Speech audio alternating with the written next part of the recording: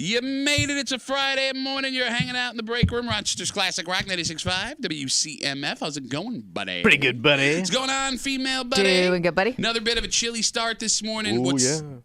You got that? 52 degrees.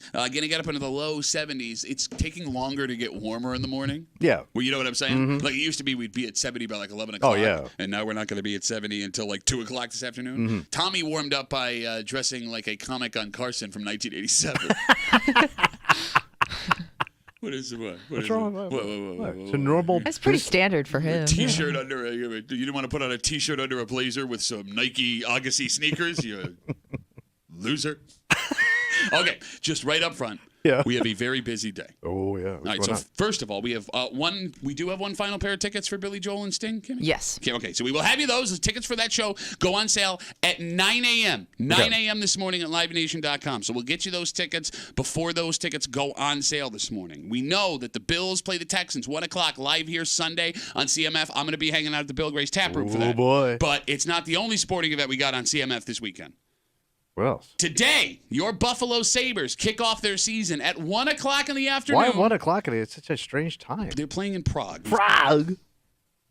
And the three of us couldn't figure out if Prague was a country or a city. I said city, but I just didn't know what country it was in. Chechnya. Did we Is figure it, this but out? is it Chechnya or is it's Chechnya is a different country. Yes, and I don't know based on, you could look at the word and I still don't know. Is this the old Czechoslovakia? So it was Czechoslovakia, and then they got rid of that Slovakia. the Iron Curtain came down, they became the Czech Republic, and within the last 12 months, they changed their country to Chechnya. I know it's like one of those countries where it's always, when they show it, like on the news, it's always bleak. Well, yeah. It's always dark and raining. I mean, we do live in Rochester. I don't know how much we can make fun of Chechnya. I know. We are like the Prague of Western New York. Prague is the capital and largest city of the Czech Republic. Damn. But that's an old city that dish. never sleeps.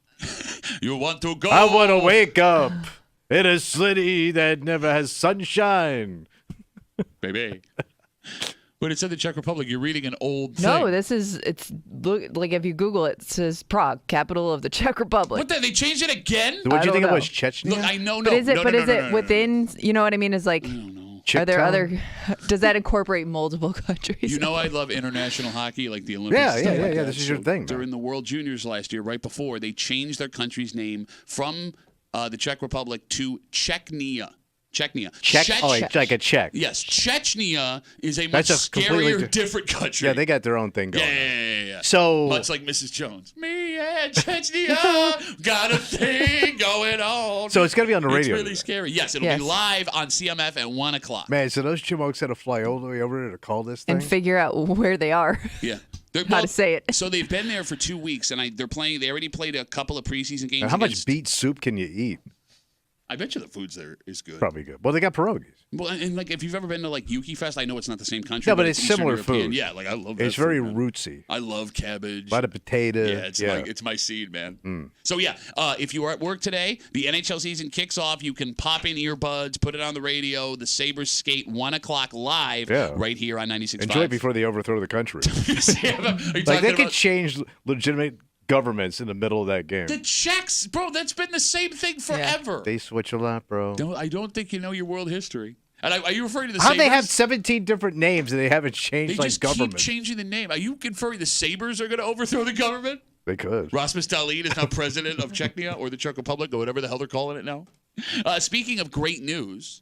Great news. We start this day with great news. What happened? The dock workers' strike is over. Yeah, how about that? Well, barely got started. Yeah, well, so here's the thing. The strike isn't actually over. The dock workers, the union, and the businesses, they came to an agreement on most important terms. Right. They got a 62% raise. That's pretty good. Yeah. So don't ever tell me collective bargaining doesn't work ever again. But they are pushing off another potential strike until January 15th. Now I can get my toilet paper.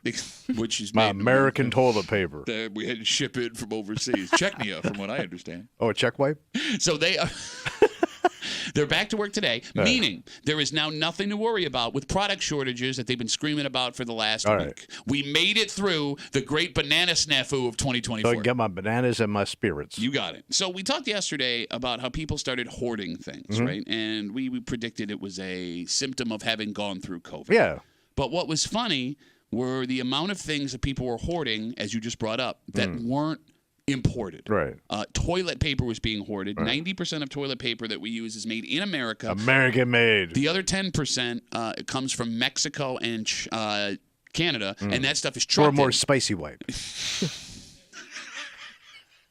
So at no point would the ports have impacted toilet paper. Yeah. There was a story yesterday in the New York Post. They walked around a Costco on Long Island. It's wiped out. Okay, not only is it wiped out, it's what specific items got wiped out. All right. Toilet paper, All right. paper towels, and bottled water. Okay, that makes sense. No, it doesn't, because I mean, it's it makes- all made in America. But it's also like the things you panic buy when you think there's a hurricane coming. Okay. Yeah, but there Like isn't. it's almost like your brain just clicks into, oh, I have to get that. No, but again, you just have to Google. I know. You didn't even have to Google, because there were 3 stories a night on which items were going to be impacted by the port strike. But Americans, we love to stock up. It's like our thing. Like we almost look forward to it. Like not that we pray for a natural disaster or anything, but it seems like when it happens, man, we march off like soldiers. Like you can't organize anybody to do anything. But get them to panic buy, goddamn we'll line up. Okay, but here's what's funny about that. Right. Like, if you're talking about running into a Wegmans and buying extra stuff, I get what you're saying, Tops, whatever. This was at a Costco, Yeah. where you're already loading up Yeah, just you only buying need like one. Yes, You get really good load ups. that's what I'm saying. Like, for you to load up at a place that Yeah. exists only to load up. So I wonder if Costco did this thing like knowing this was going to happen, like knowing how we're all creatures of habit. If they put all that stuff out and made it more accessible. Oh, like put it in the front. Yeah.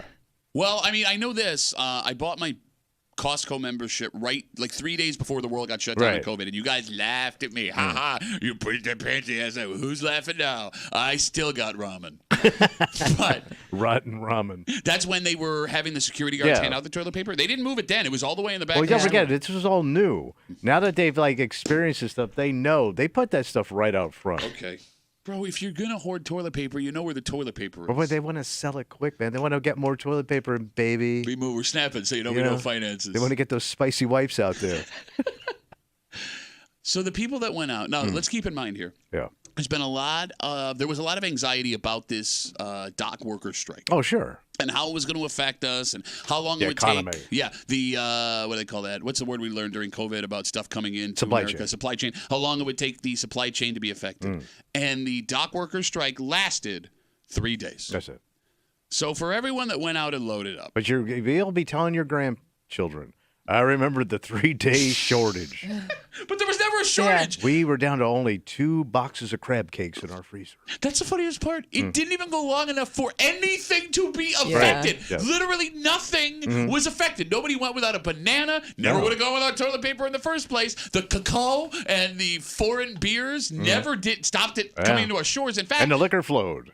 they've just been waiting. In fact, like you're going to have an overrun of stuff because we found out yesterday that the buyers for these products, right, these big businesses, anticipated a strike happening within the last couple of months. So they started overbuying to try and expand how long. So we may actually see a dip in prices because of how much was bought in Gotta get it anticipation. out That's of here. kind of good. Thank you, dock workers. But like it's freaking hilarious. Yeah, Like, I know. we're not going to have anything. Oh, it turns out. Because look- I was going to go buy booze yesterday almost.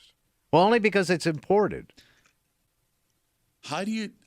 What? How do you're with me for the first 7 minutes, and we're laughing. Ha ha. But in the back of my mind, I'm going, I like to, I like to keep a little extra. You even do that. But don't you do that anyways? Like, don't you always have a little extra? I keep a case. Right. So I think you're good. Yeah, that would have lasted you So 7 you would weeks, have, you said. if you went and bought extra, how much extra were you going to buy? I was going to score another case. Second case, yeah. You drunk. So, So I'd have like a 12-bottle, bullpen. Okay. Not only were you on my side, you did that smug, again, much like a stand-up comic from the 80s that was given his own political talk show for some reason. Yeah, man, Americans love to hoard. We can't organize for anything, man. You can't get people to march for anything. But then we all have hoard, man. You're all a bunch of sheep, man. Yeah, I thought about going and buying another case of Jameson. That and Italian coffee.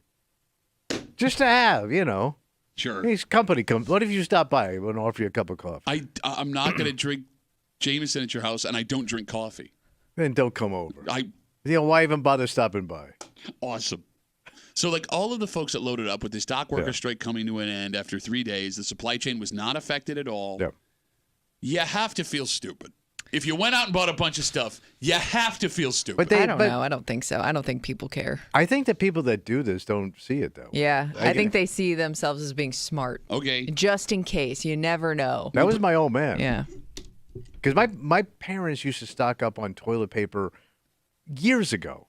And I think it was like a depression thing. Okay. No, No, I would have been depressed if my parents were buying all the toilet paper, too. So my mother never experienced toilet paper till she only at school, not at home. No kidding. So they had an outhouse. Is that why it smelled like that? Yes. And they wiped themselves with a Sears and Roebuck catalog. Because those things were huge back then, Yeah. like 1,000 pages. Oh, so you're you talking about the catalog. Yes. You peel off a page of a catalog and wipe yourself. So that's how she was raised. So, like, my mother was so big on toilet paper. Like, I can remember, this is going to gross you out a little bit. Like, for my sister, like, Kotexes, any kind of paper products you had to have. Like, we always had a pile of just paper. Why would that gross me out? You had Yeah. a bunch of Tampax. It was just weird to have, like, Oh, that makes sense why you'd stock up it on was like something a like that. stack. And when you're a young boy, it's like, man, how bloody does that thing get, man? It was like jaws gnawing on her. Because I didn't understand, you know. I knew, like, still You don't. still don't understand. I we still had this, understand, but, you know. we had this discussion Like, the how other bloody day. do you get, Oh, my woman? God. Oh, my God. Oh, my God. All the people that hoarded their breakfast that they're eating right now. I'm sorry, go ahead. Does toilet paper expire?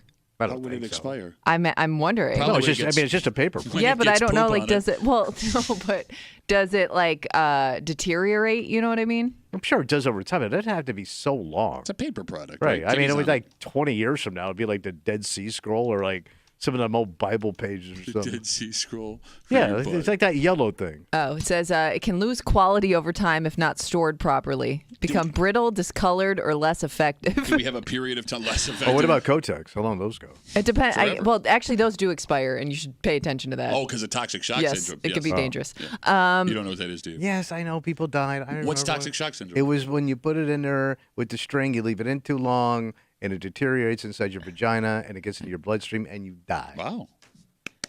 Look at you. Thank you. Proud of you. Pull your string, lady. Yeah, but then she starts like repeating lines from movies and things. There's a snake in my boots. So they do list, I guess, an expiration date on the package. Of whatever. toilet paper? Yeah. I'm gonna go look today. It's but got to be like 10 years. it says like as long as you store it properly, which I don't know what that means, in a dry, cooler place, you'll be okay. All right, so important tip from Yeah. the break room: store your toilet paper properly, and don't use old tampons. Yes. All right. All right. All right, but no, yeah, going back to that whole, you have to feel stupid if you were hoarding Yeah. stuff on the 3-day dock worker strike. Like, every day you open the pantry for the next, like, month or open the closet, you're going to be faced with the stupid decision that you made. And you can't tell me there aren't people that are feeling the pinch of spending that extra money. And it is expensive. And that's what's so weird to me about this whole thing. What's that? Right? Because we've heard for the last couple of years about how expensive groceries have gotten. Mm. And you're not wrong. I mean, the prices have gone up. It's Yeah, valid. too damn high. Valid criticism, right? But those same people went out and bought a bunch of extra stuff so they wouldn't go without. Mm-hmm. So what is it? I mean, can you not afford groceries week to week? Or are you smart for hoarding all this stuff for this emergency that never actually came to fruition? Well, it's just like you're placing a bet almost, right? I mean, I guess. Well, I guess you don't have to buy toilet paper for the next year or And I- two. and But it- you will. Here's the thing. Yeah. You probably will. Like, you'll never the one thing about hoarding is, and I think it goes down to that road of, you never think you have enough. I think that's how Okay. these people get into hoarding. Well, and I also find too, if I have like an excess amount of something, I use it more. Yeah. So I do go through it quicker than I would if I had a I'm limited wiping amount. like 3 times. I don't even go when I wipe. I'm not talking just about toilet paper, but just everything in general. Like if there's a type of food and I'm like, oh, we have so much of this. Yeah. I Using feel like maxi I do pads as eat it more. coasters. Gave yourself cup shock syndrome. Not good. All right. So, again, just to recap everything we just touched on, Sabres play at 1 from Prague. in the Czech Republic or Czechoslovakia, whatever the hell they're calling it nowadays. Yeah. The dock worker strike is over, so everything is going to be okay there. Happy times are here again. No fear to lose your bananas. Toilet paper and paper towels are made in America. Wipe on. So there is no need to hoard those when foreign things happen. And Tommy is a giant hypocrite who tries to play it cool, man. Americans don't get it. Also, I tried to hoard toilet paper and coffee, or booze and coffee. Well, you gotta. I do stock up on the staples and things you have to have. Like booze and coffee? Yes. Okay. I mean, those are almost like medicine for America. Again, both of them imported. You fancy ass bitch. And look, you can't say nothing. Are those snake shoes? No, they're crocodile. Close enough. No, worse. Worse. Like snake can be tough. Crocodile makes you a bitch. Yeah, go try catching one. You know the easiest way to do it. Oh. Take an old tampon. Yeah. Sneak up on it from behind. Toxic gator shark syndrome. Which is weird because I was looking for crocodiles. We got a dynamite, same goddamn thing. Got a breaker for you this morning here on CMF. It's Friday. You know what that means? Oh, I think we're don't going to know. creep it up. But I think we kind of started Yeah, already. you were using here, Maxi but in Pets as not a coasters. creepy way, and just a ugh way. It's not even creepy. It's just all the disgusting things Tommy said all week. We had a creep cap coming at you just after 7 o'clock. It is a football Friday. Oh, boy. Stefan Diggs Bowl is Sunday, 1 o'clock live here on CMF. As we told you, Tommy is coming off the Golden Sombrero 0 for 5 week. And this game is going to be tough to call because you got two teams with great records. In fact, matching records, 3-1. But you also have two teams that folks from the outside are saying aren't that good. The teams they beat may not be that good. And they also took beatings from other NFL teams. Houston being blown out by Minnesota. Buffalo, we all saw what happened on Sunday night. You think you got a grasp on what's going to happen? I got a handle on this one. Buddy. Okay. All right, so we'll get to Tommy Tells It Like It Is just after 7:45. Our good buddies from 95.7 Sports Bar, Mike Danger. He'll be in here just after 9 o'clock. And from the Let's Go Duffalo podcast, Ryan Duff. RD's coming. He will be here. They will be in to recap Tommy's picks just after 9 o'clock. We're putting bets on whether or not Ryan can top himself. He keeps painting himself into a corner. But so far, he's pulled it off. He's going to blow it, and it's going to be like more than just a disappointment. It's going to be an epic disappointment because he's going to have like some abstract idea of what he thinks is funny, and it's going to just fall on its face, and I can't wait. I've got a feeling he may go with less, as less being more. You think he's going to go naked? Well, I'm thinking something along those lines. Not naked, but goddamn close. Okay. We'll find out what Ryan's doing today. Diaper Ryan? Just after 9 o'clock here in the break room. And I'm going to tell you why. The better game Stefan Diggs has on Sunday, Yeah, you were saying. the better the chance the Bills have to win. Okay. Now, I got numbers to back it up, bro. And we'll get to it just after 6:45. Plus a whole bunch more. But first, Tommy. What's going on? Yesterday we told you a story of a 25-year-old man who walked onto a high school campus out of nowhere for no reason because he was feeling nostalgic. Just started poking around. Wanted to shoot some hoops. Exactly. And it sent everybody into a massive lockdown. And we sat here and go, how could you be that stupid? We'd like to introduce you to a dumber man. The next Wait. one. Yep. Wait, similar? Worse. Yeah. Worse, right? You would say If worse? this is the story I'm thinking of, yes. This is worser? Happened in Seneca County. You should know better kind of thing. You work at the school! Oh, yeah. We're going to tell you what they found in a maintenance room in this high school and how this 62-year-old man 62? allegedly will Well, he get is to it 62. next year in the break room on CMF.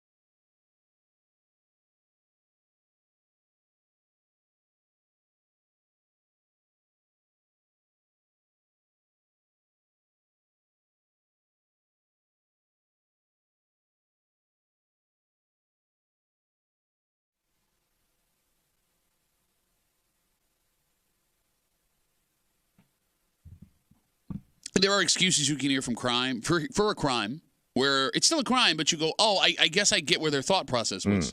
That doesn't exist here. What happened? Because there is no excuse. There is no way you can do the mental gymnastics it would take to be like, oh, yeah, I get why he would bring this thing into this place where everyone on the planet knows you're not allowed to have this thing and would immediately set off alarm bells from here to like 20 miles away.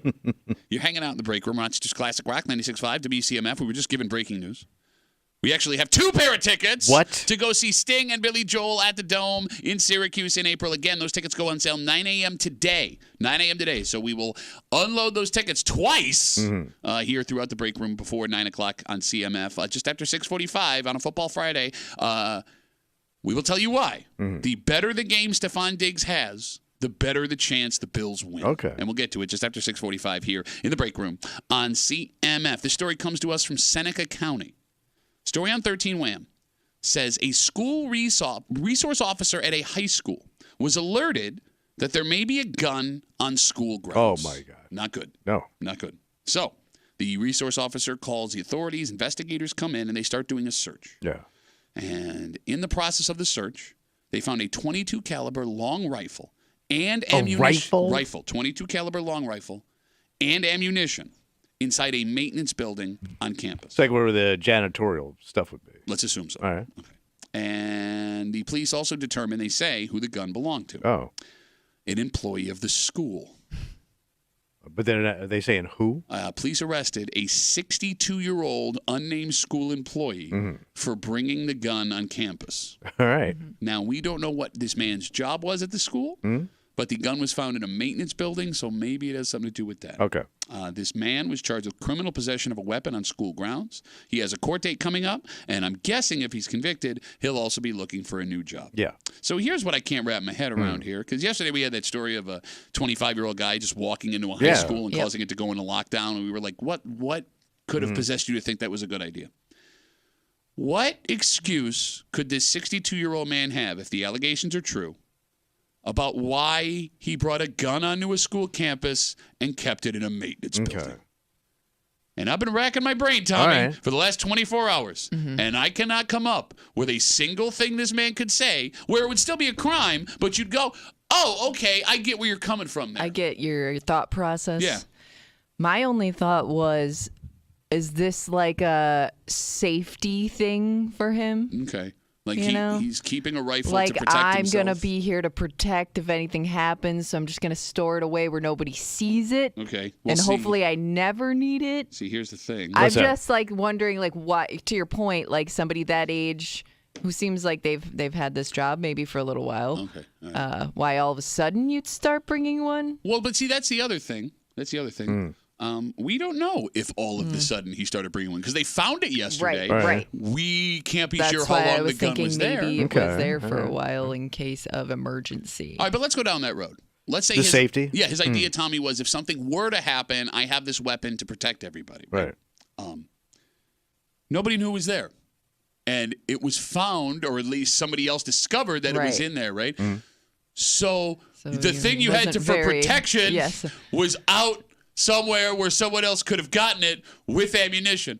So I would make the argument, if that was your thought process, that maybe leaving a gun that someone else at some point located. Oh, that's where I left it. That's a probably more dangerous thing than the whole thing with the thing on it. So it could have been paranoia. Okay. All right. Other than that, I don't know what you would use it for. And even with paranoia, the logic doesn't really add up with that, right? Because, like, forget the fact that he works there. Like, let's put that aside for a second. And I'm sure. And he got it in there. Yes. How did you get it in there? He got it in there and stored it without you knowing it. Like, did you bring it in after hours? Because, like, how would you get a gun? Like, outside of, like, the old, like, 1970s bank robbery movies where, like, you had a guitar case. Yeah, it's a rifle, man. So you're not slipping that in your pocket. Exactly. Like, okay, so there's that. And, again, put aside that he's an employee there, and he has been told at training at some point. I mean, everybody knows this. There's signs in front of every school in America. Also, allow me to gesture to every coverage story about guns in schools since 1999. Yeah. I'm dying to know. I want to sit this guy down for an interview. I'm dying to know what his thought process was. So if he's guilty. did just call with a theory that he could be using it for rats. So I was thinking, but you're going to discharge a .22 in a school to shoot a rat when you can just buy traps? Like you can buy rat traps to kill like mice and rats, right? Sure. He's gonna start going all sniper. So that would then mean, if that's the theory, That's even worse. he's shooting a gun on school property. He's discharging it where he's gonna put holes in things. Yeah, you would think it caused more damage. It would. Yeah. And like, let's say you got caught doing that. Discharging a firearm in on a school school. property. Yeah. Okay. All right.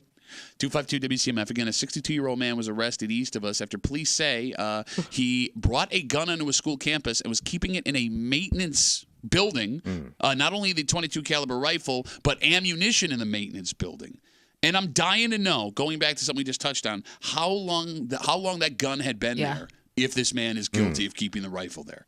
Because, like, if you brought it in that day, that's good. Because, like, they managed to find it immediately. Yeah. But if it had been there for a while, not only do you have the fear, like we just touched on, of somebody else finding it. It could have been there right there. Yeah, somebody else would have found it. You looked at it every day. Yeah. You walked in and you knew it was there, and at no point did you go, you know what? This is a really bad idea. Like, every day that gun was in that campus, if the allegations are true, it makes this man a dumber man. And you're never going to get to the truth of that.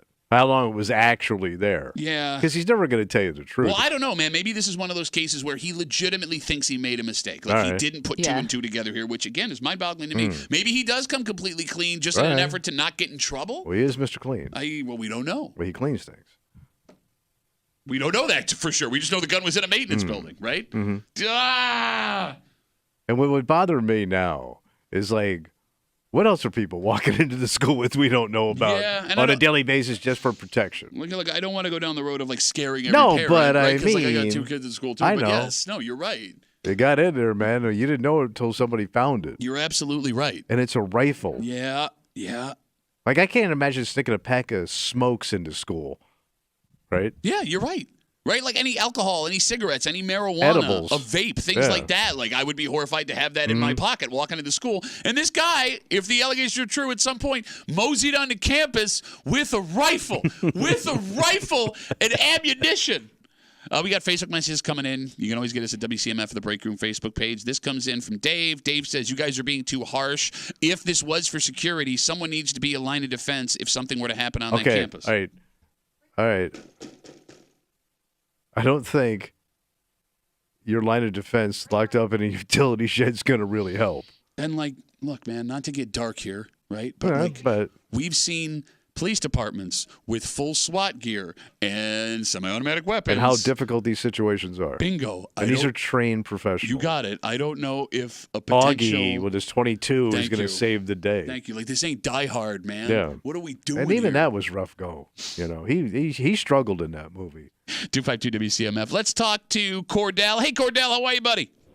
Hey guys, so this is definitely a grandpa who's took his gun in over like the summer months and he's shooting woodchucks. I'm assuming he's a maintenance guy. That doesn't really calm me down, man. Hey, no, it doesn't calm anybody down more than likely if their name's Tommy Muley. You're a known hider, so. Wait a minute, hold on. Are you, even if he brought it on campus during summer, you still can't have a gun on campus? And you're shooting a gun on campus to shoot woodchucks. It doesn't sound like it's in the school, though. You know, you said a maintenance building, so he's probably out shooting woodchucks, and now some kid was out there snooping around, finding a place to smoke his dope, and then he was like, oh, man, there's a gun here. I should probably make my dope smoking not look bad and cover it up with finding a gun. Yeah, these damn kids discovering firearms on school property. What was that laugh? Because when our schools get overrun by woodchucks. You know, they say 3 in 10 kids in America are dragged away by woodchucks out of homeroom every year. It's true. Yeah. Cordell, thanks for the call, buddy. I appreciate it. These damn kids stumbling upon firearms. And by the way, we don't know it was a kid that found it. It could have been another employee. Probably was another employee. Yeah. Let's talk to Cody. Hey, Cody. How are you, buddy? Yeah, hey, how are you? Hey, Cody. What's going on? Colin, I was just listening. I probably agree with the guy that just talked before me. I was wondering if, because like my kids' school, they have pet chickens in rec class. And I was thinking maybe that it was, he was out after hours, maybe taking care of a fox or a coyote that was having problems with the chicken. Okay, again, look, I understand that on your property, if you own a bunch of land, right, that's a valid reason to have that. Yeah. But again, Cody, allow me to point out that this is a high school. It's a school, Cody. Hey, most schools are I surrounded by. 100%. I do. He's definitely not right. Definitely wrong. All right, put Cody down for not right. Not right. Cody, we got you for not right, buddy. Thanks for the call. I mean, most schools are surrounded by neighborhoods. Well, this I don't know where the what school is. it was in Seneca County, so this All could right, have been maybe a little bit out there. Look, Okay. man, with my daughter playing tennis now, I've been out to a lot of Yeah, stick yeah, schools. yeah. Marcus Whitman. I was at Minders the other day, right? Yeah. Like there was some place out in the middle of nowhere. All right. Still doesn't Yeah. gun on a school campus. All right, 252 WCMF. Again, we're talking about the 62-year-old man who was arrested in Seneca County for allegedly bringing a .22 caliber long rifle and having ammunition in a maintenance building of a campus. Again, just accusations right now, but we're trying to wrap our heads around. So people now have determined, at least decided, this was to kill vermin. Vermin on campus. Right. Jason's got the last word on CMF. Hey, Jason, how are you, buddy? Hey, good morning. Yo. I just wanted to point out, like, I work in maintenance also, and a lot of times you don't have these tools to work at home. So sometimes you might need to bring something into work to work on your gun if that's what you have to do. Okay, so Jason, let's go down that road. That he was using the tools at school to work on the gun. Well, okay. Now think of it this way: it's not at school; it's a maintenance shop. Maintenance shop could be over 2,000 feet, maybe even a quarter mile away from the actual. Is it school. on the? But all maintenance buildings are on school property. It was. Correct? He said it was on the campus. Yeah, it's definitely on the property. It just might not be anywhere near the actual school teaching part. All right, but let's go down that road, Jason. Let's go down the road. He's going to work on the gun. Okay, all right. So we've seen some stories, Tommy, of people working on weapons, right? Right. And the gun discharges by accident. Yes, it can happen. Okay, and if you want to say like he's safe with his weapons, I would also allow. We don't know this guy. Well, he also brought it on school campus To clean his gun. I mean, like I don't, Jason. I'll take the theory. I still right. does not make me comfortable about the whole thing. Sure. I wouldn't be comfortable either. It's just the point. All right, well, Jason, thanks for the call, buddy. I appreciate it. So again, every potential out for this man still looks horrible. And he knows he shouldn't do it. If the allegations are true. Right. Yeah. It's against school rules. Not school rules. I believe federal Federal law. school rules. I mean, at least state Yeah, law. right. All right. So moral of the story: Right. keep your .22 caliber long rifle with ammunition at home. And of course, the woodchucks are going to win. Yeah. Well, somebody's going to get their kid dragged away by woodchuck today. All right, man. This is it. What? It's a game that was circled on the calendar the second this trade went through. And Bills fans have been waiting with bated breath to show this guy. Look what you lost, man. Look what you had. You had everything. There's comments from C.J. Stroud, Texans quarterback this week, Kimmy, and I'm paraphrasing. He said, I'm glad he's finally having fun. You like that? Does that feel good? Is he? Yeah, that's what he's Does that saying. feel good for you, man? Ooh. Now, Saying that Stephon Diggs got a bad rap here. You got a bad rap. All right. Yeah.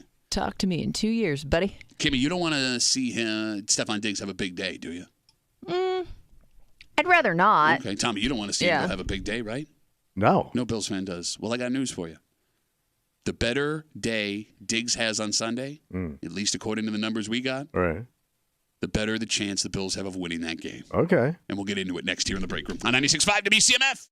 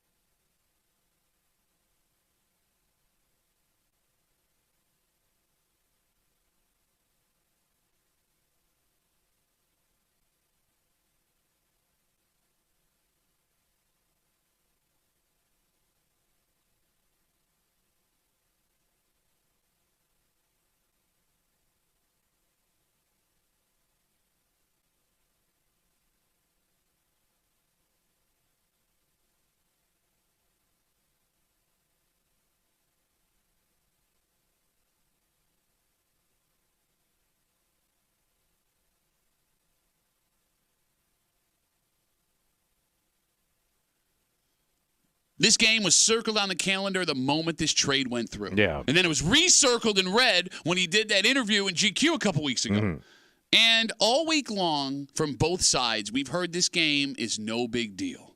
Right? Just another game, Tommy. Yeah. Coaches, players. Yeah, it's business. But they are full of crap. Because the last thing you want is this guy you sent away going off on you. But here's the thing. All right. Doing all you can to shut down Stephon Diggs may be exactly what the Houston Texans want. Oh. And the Bills are in a weird spot because numbers show the better Stephon Diggs does on Sunday, the better it is for the Buffalo Bills. Oh, for the other team. You got in it. general, the history of Stephon Diggs. I'm going to tell you some stuff, Tom. Tell me, I like a good Stephon tale. You're hanging out in the break room. Rochester's Classic Rock 96.5 WCMF just after 7 o'clock. It's Friday. You know what that means? Oh, boy. Little creepy. Yep, all the disgusting stuff Tommy said all week long. The new funkier creep cap happens just after 7 o'clock. And it is our job as men to protect women. Yeah. At least that's a belief. Yeah. But all women? Always? No matter the situation? Oh. Well, I didn't know we had a choice. That's I like just where it. this is going. We don't. I don't know if we do, but Oh. maybe we should. All right. We'll get to it just after 7 o'clock here in the break room on CMF. Bills, Texans, Sunday, 1 o'clock, live on 96.5 WCMF, the Diggs Bowl. If you want to watch the game, Watch it. Where can I watch it? Get entertained. you can watch it at the Bill Gray's Tap Room in Shiloh. Well, I might be hungry. Okay, well, they got fantastic food. Well, when am I going to watch it down? Well, what do you mean? They got fantastic beer. The taps, bottled stuff. It's great Yeah. drinks. But how about a little something else? Oh, big old celebrity going to be hanging out there Yeah. Sunday. A little Chuckle Chop's going to show up there Pat Duffy from the break room. on a cheat Bro, day. I am eating all of the French fries. All right. All of them. Can't wait to hear. I'll see you guys all out there Sunday. You will be hearing it too. From across town.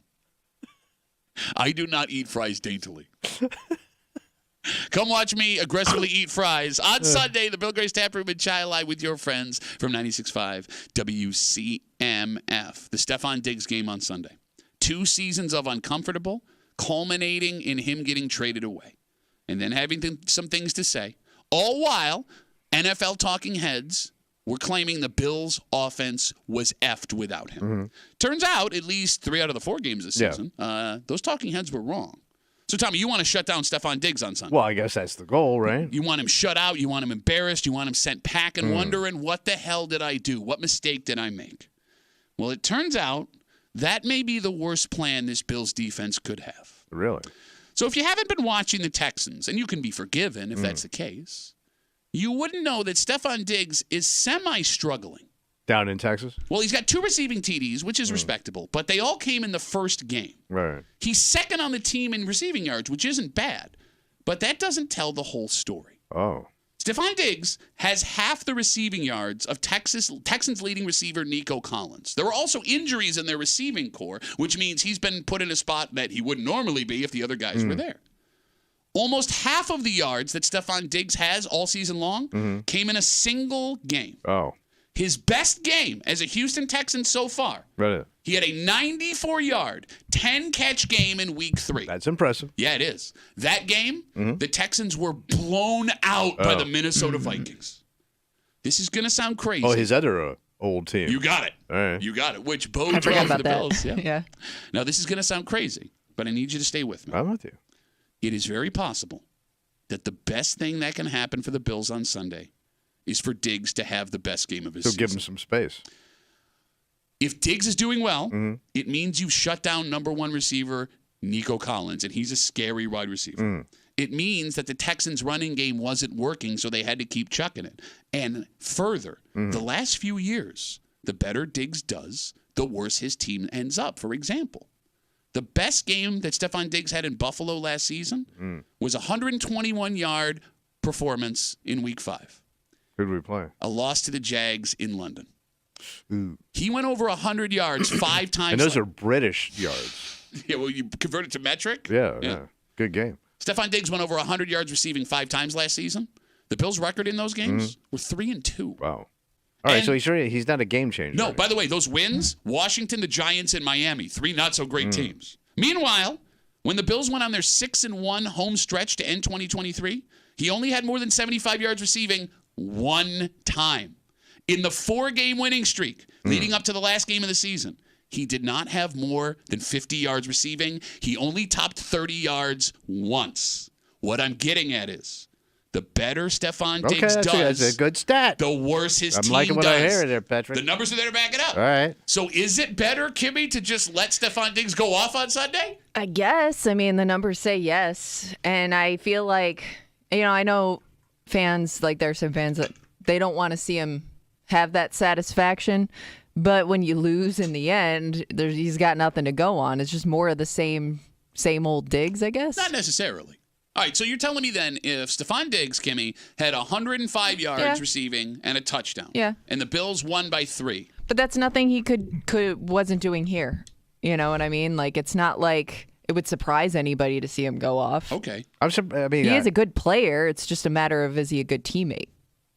So is he like the teammates of Buffalo? Is it them in Buffalo? Do they hate him now? So here's what's interesting. It's hard to get a read It's been a on weird, like nobody's really saying anything, but there's Which tells still. me they don't but you, like but him. you feel like this vibe. You know what I mean? Yeah. Hold on, Like, Kimmy's going on vibes. Hold on. No, Go ahead. well, Crystal Kimmy's going on vibes. Well, she's been on the West Coast. like nobody's been raving about him. You know what I mean? They're like, oh, we moved on, and they're saying all the right things, but I don't believe them. So they're dying to throttle this kid, I mean, I would think so. right? To just bury him one time, one big hit. They'd have to be dying for that. I think it would hurt him more. I mean, not even the hit. Like, let him play all game and let him not touch that ball. Well, that would be humiliating. Yeah. Yes, exactly. And but, frustrating. But, I mean, we got these numbers here. Yeah. All It right. may not be the best plan. Like, the best plan may be to focus on everything but Stephon Diggs and let him do his thing. And to go back and answer your question, to what Kimmy was saying, normally when an impact player like Stephon Diggs leaves, because don't forget he was a 2-year team captain, right? I mean, he was a name player in the NFL. Had 2 girlfriends and a Ferrari. That he got stuck in a Tim Hortons Yes. parking lot in the winter. Normally, like, former players will, like, give these, like, long, Yeah, like, they love you were him. my guy, and I love you. Like, Raving about him because most of the time when they leave, a lot of the times when guys like that leave, it's not because they don't want to be there. It's just there was more money elsewhere. They had another It's a business opportunity thing. elsewhere. I don't remember seeing a single post like that from a single Buffalo Bill. No, And even not when- at the end. Even when he's brought up, right, there's like this weird, like, yeah, we love him. He's great. Like, Josh Allen's been going out of his way all week Yes. to talk about how much he loves Stephon Diggs. But he's only doing it when he's asked about it. Right? And then it's also a weird side-by-side. You know, we told you C.J. Stroud, the Texans quarterback, and I'm paraphrasing, said it in Young guy, too. Yeah, second year in the league. And he's a great quarterback. He said in an interview that he's glad that Stephon Diggs is now having fun and that he believes he was given a bad rap in Buffalo. Okay, so he's talking crap on Buffalo, which he shouldn't be doing. I don't think he realizes he's talking crap.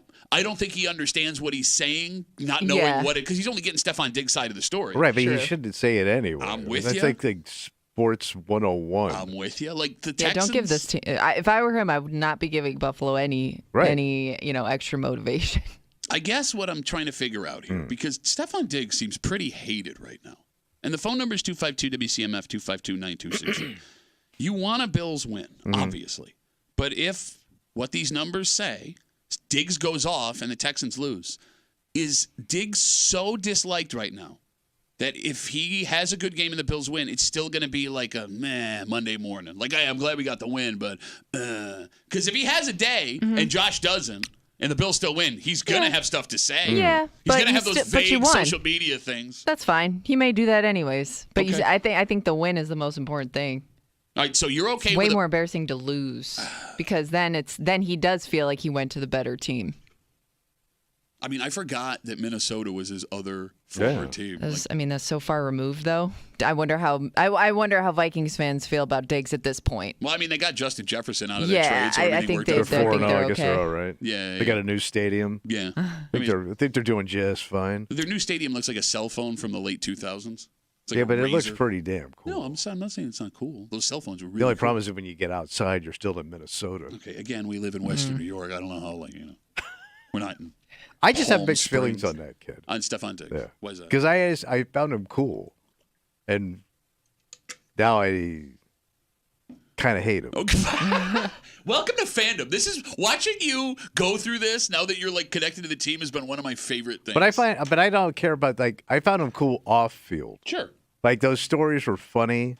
They were, exciting. So the stories he's referencing, if you're not familiar, there was a rumor that on Valentine's Day a couple of years ago, Stefan Diggs had 2 women in 2 separate hotel rooms that he was bouncing back and forth and got from, busted. like an 80s movie. Right. Another story Tommy adores is in Buffalo a couple seasons ago. Stefan Diggs got his Ferrari Oh, yeah. stuck in the snow in a Tim Hortons parking lot, and members of the community had to help him push his Ferrari out of the snow. Did he? Okay, if I'm remembering correctly, did he try to blame it on somebody else driving? I don't remember. I thought he said something along the lines of, I let somebody else drive it or something. I can't remember what it was. Very possible. That doesn't explain taking a Ferrari in the snow. Yeah, I mean, not really a cold weather vehicle. You can't really put chains on those tires. No. 252-WCMF, 252-9263. I know it sounds insane, but the numbers back up from the last 2 seasons. The better day Stefan Diggs has, the better the Bills have, the better the Bills' odds are of winning this game. And I know this. I'm really worried this break is going to come back and bite me right in the ass on Monday. You know what I mean? Yeah, 200 yards, 4 touchdowns. Yeah.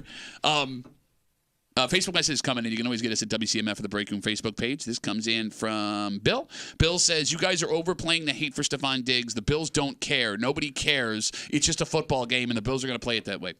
Bill, Brandon being the general manager, paid $31 million for him to go away. Yeah, we're eating his contract right now. 31. Think of what you could have done with $31 million. It's a lot of Ferraris. You got it. It would have been less expensive to keep him on the roster. It was a really shocking move. I think people saw it coming, but like when it happened, we were like, wait, right now? This doesn't make any sense. You thought you were going to get one more year out of it. And here's the thing. I'll go even further, Bill.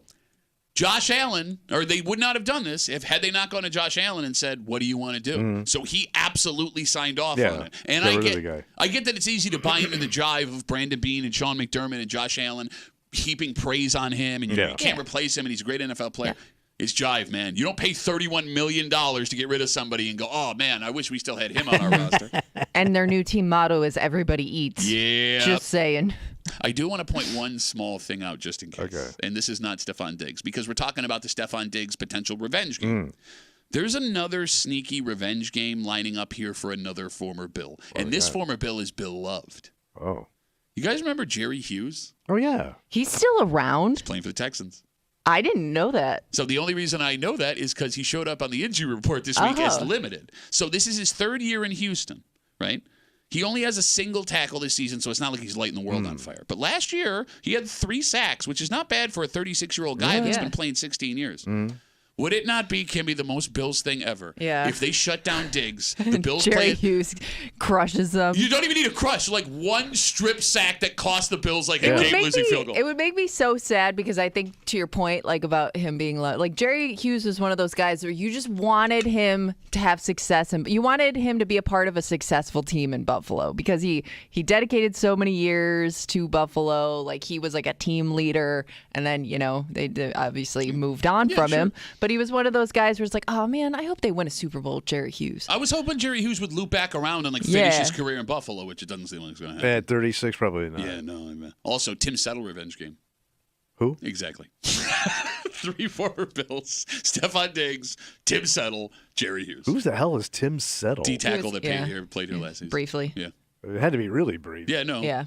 He settled for 1 year and he got the hell out of here. All right. Thank you. Bills Texans 1 o'clock. I'll be at Bill Grace.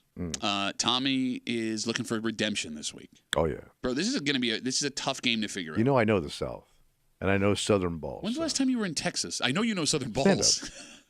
So like 30 years ago. I was in Houston. Yeah, 1992. Wow, Kimmy was 4. 3. You would have really enjoyed the show. Because nobody else did. Tommy looking to come back from an 0-5 week last week. Hey, Tommy tells it like it is just after 7:45 and just after 9 o'clock. Our good buddies from 95.7 The Fan, Mike Danger, and the Let's Go Duffalo podcast, Ryan Duffy, recap Tommy's picks here on a Football Friday on CMF. It's Friday. You know what that means? Oh, let's get a little creepy. Creep Cap coming at you. We have Billy Joel and Sting tickets. We still have to give you. We got 2 pairs, so we got to blow these things out. And coming up. Yeah.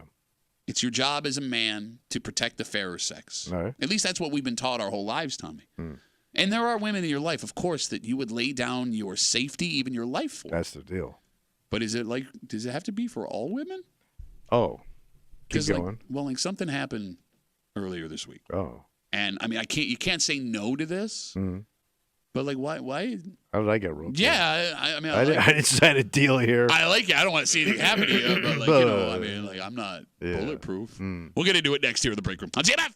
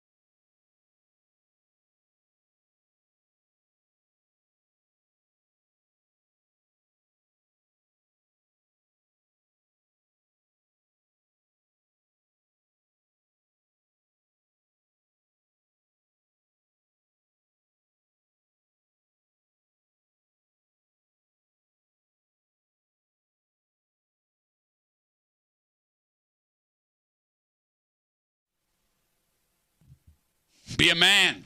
You're going to be a man. And one of the biggest parts of being a man, Tommy, protecting women. Yeah. But not just your spouse, your daughters, your mother.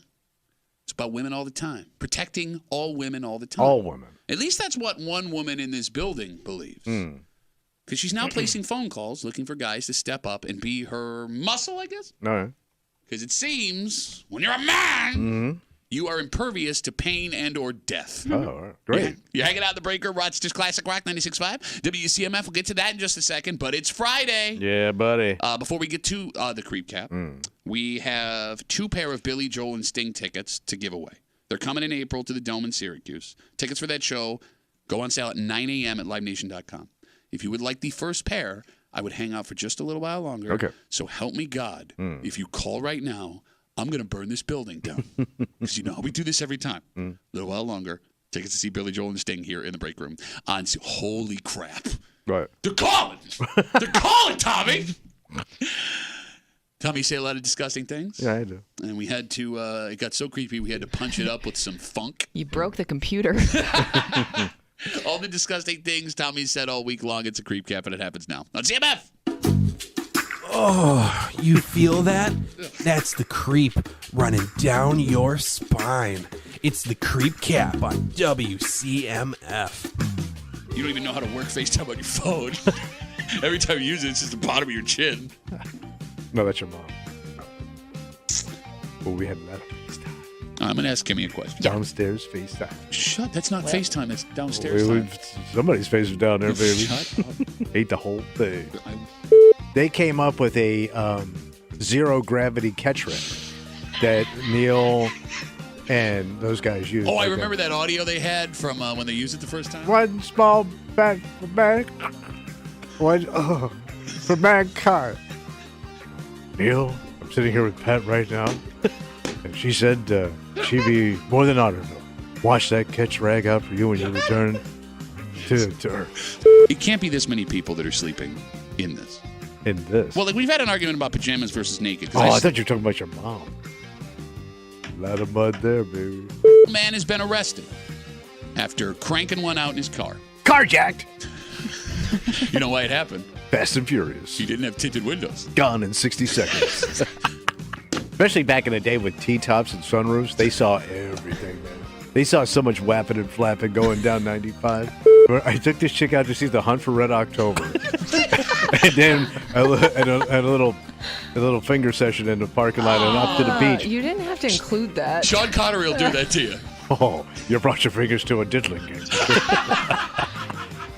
Just like the grandfathers before you. Listening to the rock and roll. Bro, first of all, I got a super strong neck. I have good neck strength. No, you don't. That's your mama. She squeezed. For God's sakes, man. That's what she said. It's so good to be a creep. There it is, Creep Cap CMF. So, Tommy, I was sitting around here in the office studio last week. Yeah, whatever. It's like 4:30 in the morning. Yeah. I'm the only one in the building. And my phone goes off. All right. Which is always alarming as a parent when you get the 4:30 phone call. Yeah, you don't know what it could be. Yep, so I jump to my phone, and it's not my wife, it's not my kids. Yeah. It's Hope. And again, everybody has your cell phone number. We'll get onto that later this week. Right. So Hope, she works down the hall in the Yeah. country station. She's Young a really, gal. really sweet kid. Yeah. We love Hope, right? So Hope's never called me before. Okay. So I pick up the phone and I'm like, hey, Hope, what's going on? She tells me she's outside the building. She's in her car. And there is a man sitting on the bench that she has to walk past to get into the building. Right. And she asked me if I could come outside and walk her to the door. An escort. You got it. Yeah. Now let's stop the story for a second right there. Is that request of a coworker inappropriate from Hope?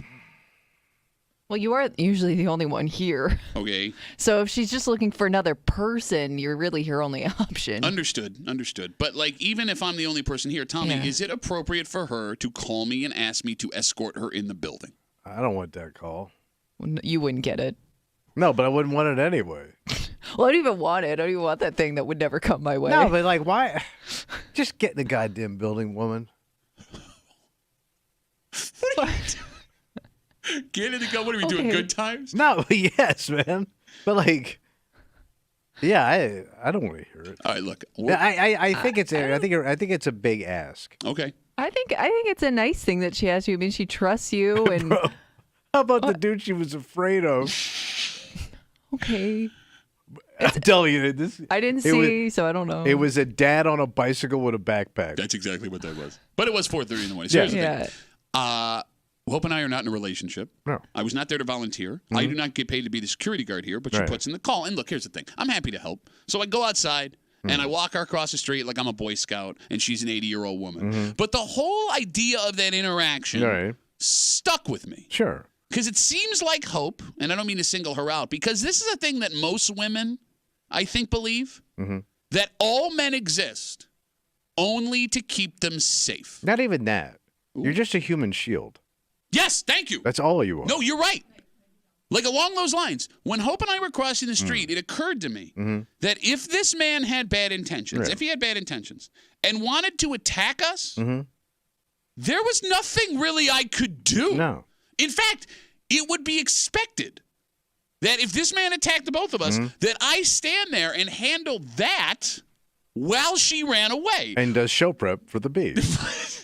Thank God that happened. Which is strange because it turns out bullets and blades and fists hurt me too. It's not like I'm impervious to pain, right? Like if something were to happen. But like, would you just watch it happen? Let's say she didn't ask you, Okay. and you had a front row seat to Sure, this. You're sure, seeing sure, it sure, happen out the window. Yeah. You wouldn't like run out there anyways. I think that's a different scenario because that's not an emergency situation. I guess my point is, I guess if I'm her, I would think this wouldn't be a weird thing to ask you because you would help anyways. Understood. But there's a difference between be my bodyguard for a second and oh my God, something's happening. Because Kimmy, if this guy like freaked out and he comes at us with like a knife or a gun or he starts like kicking and throwing punches, you would not judge her if she ran away into the building, right? So then why am I now the one? You're the bigger, more intimidating person. Okay, now I'm bigger and intimidating on the ground getting kicked in the chin. Yeah, it's. Well, she'll go and call the cops once she gets safely inside. Thank you. All right, here's a rule. Okay. Now, you're a father of 2. Yes. Okay. No father with children is obligated to help any other woman. Oh. But you would judge a guy who didn't jump in to help. And not if he had kids. So Oh, if let's say Pat he was goes- just let's sitting say- there let- watching from the window. No. That's a scenario Yeah, we're not different talking. scenario. We're We're talking not about now I'm talking about coming that. out. And this is what women do. What? They create these other alternate universes No, but that you're we're not saying, even discussing You're right saying now. a father is not obligated to jump in and help. Right. So, and So that's if something was happening, he would not jump in and help. No, he's saying He's not obligated to jump All right, in I'm and help. using You Pat's wouldn't scenario. judge. I'm asking. You wouldn't judge a man for not jumping in to help. Yes, I would not judge him. Okay, well, With you, I the father believe. of children. But I think most guys would judge Pat for not jumping in to help, or not even that, but like not wanting to help But or be that protector, I guess. okay, so let's say Pat jumps in your scenario and gets really hurt, and now he can't provide for his 2 children. My poor children are starving. I'm But talking thank about. God we got Hope on the air. Well, now you made it sound Now you're just being a terrible. dick. That's what happens, man. That dude out there on the street gets a vote in this situation too. I'm talking like I'm trying to see it from a guy's perspective, and I think you're going to get way more judgment from another man for not being that guy than a woman. Hey, those dudes are not going to come feed your kids. Those guys that are judging you are not going to run your kids to hockey practice Put that on and a pay for the bills and mow the lawn and do everything else you got to do that is obligated. If you sign up for dad, that's your contract, not the rest of the world's problems. That's a pretty good point. Sorry. What you're saying makes sense, but I don't think most guys think that way. Boys, better think about it. Look at your man contracts. I'm pretty sure it says dad, father. Doesn't say. You're right. Protector. You're Yes. right. But I think most guys would take away your man contract if you were like, nah, I'm out. I'm not going to help you walk across the street. You're right, and they can wipe themselves with it. 252 WCMF. I'm sitting That's here. coming from a known hider, everybody. You know it. You know I know how to hide. Hope works on the B. She's coming into work 4:30 in the morning. She calls me last week, whatever it was, and she is a little nervous because there's a man sitting on a bench between her and the door, and she asked me to come out and walk her in. And I mean, I'm like, I like Hope a lot, Yeah, sweet great kid. right? But like, I'm not your husband. I'm not like your bodyguard. I don't pay to be security here. Well, obviously went out and did it, okay. But like, if something were to happen, it would be expected that she run away while I take a beating. And the other thing that occurred to me, like, Tommy, I'm not tougher than any other guy on the planet. And Hope doesn't know anything about how I would handle myself in a crisis like that. Like, how does she know when she asked me to come out and be your security guard that I wouldn't run away as fast as I could if he just... I think it could also be just from a woman's perspective. Like, maybe she thinks nothing would happen if there were two people here. Like, you don't look as vulnerable walking across the street as a woman if there's somebody with you. And that's fair enough. Look, I don't know what it's like. I don't know what it's like to be a woman in the dark walking across the street. I don't. I don't think she thinks anything is going to happen, but now I'm guaranteeing it, I guess, by having somebody else alongside. All right, let me ask you a question. Let me throw this scenario out to you guys, all right? So let's say I go out there, right, and I'm walking her in, and this guy freaks out for whatever reason. Yeah. And he pulls out a blade. Every man for himself. And I run away. Yeah. I run away because I don't want to get stabbed. Does that make me a bad person? No, I mean, you did go out there with the intent to protect. No, I didn't because I ran away. I ran away immediately. No, I know, when things got but you hairy. never know what's going to happen when the danger shows up. So you're telling me then, after this You made the effort to go out there. After I'll Kimmy give you credit. After Kimmy got up on her soapbox, let me tell you something about men. I'm not preaching. Let me point at you. You're telling me that after, if she were to get hurt because I ran away, you would not judge me for that. I don't think I would judge you as much as if you didn't go out at all. Okay.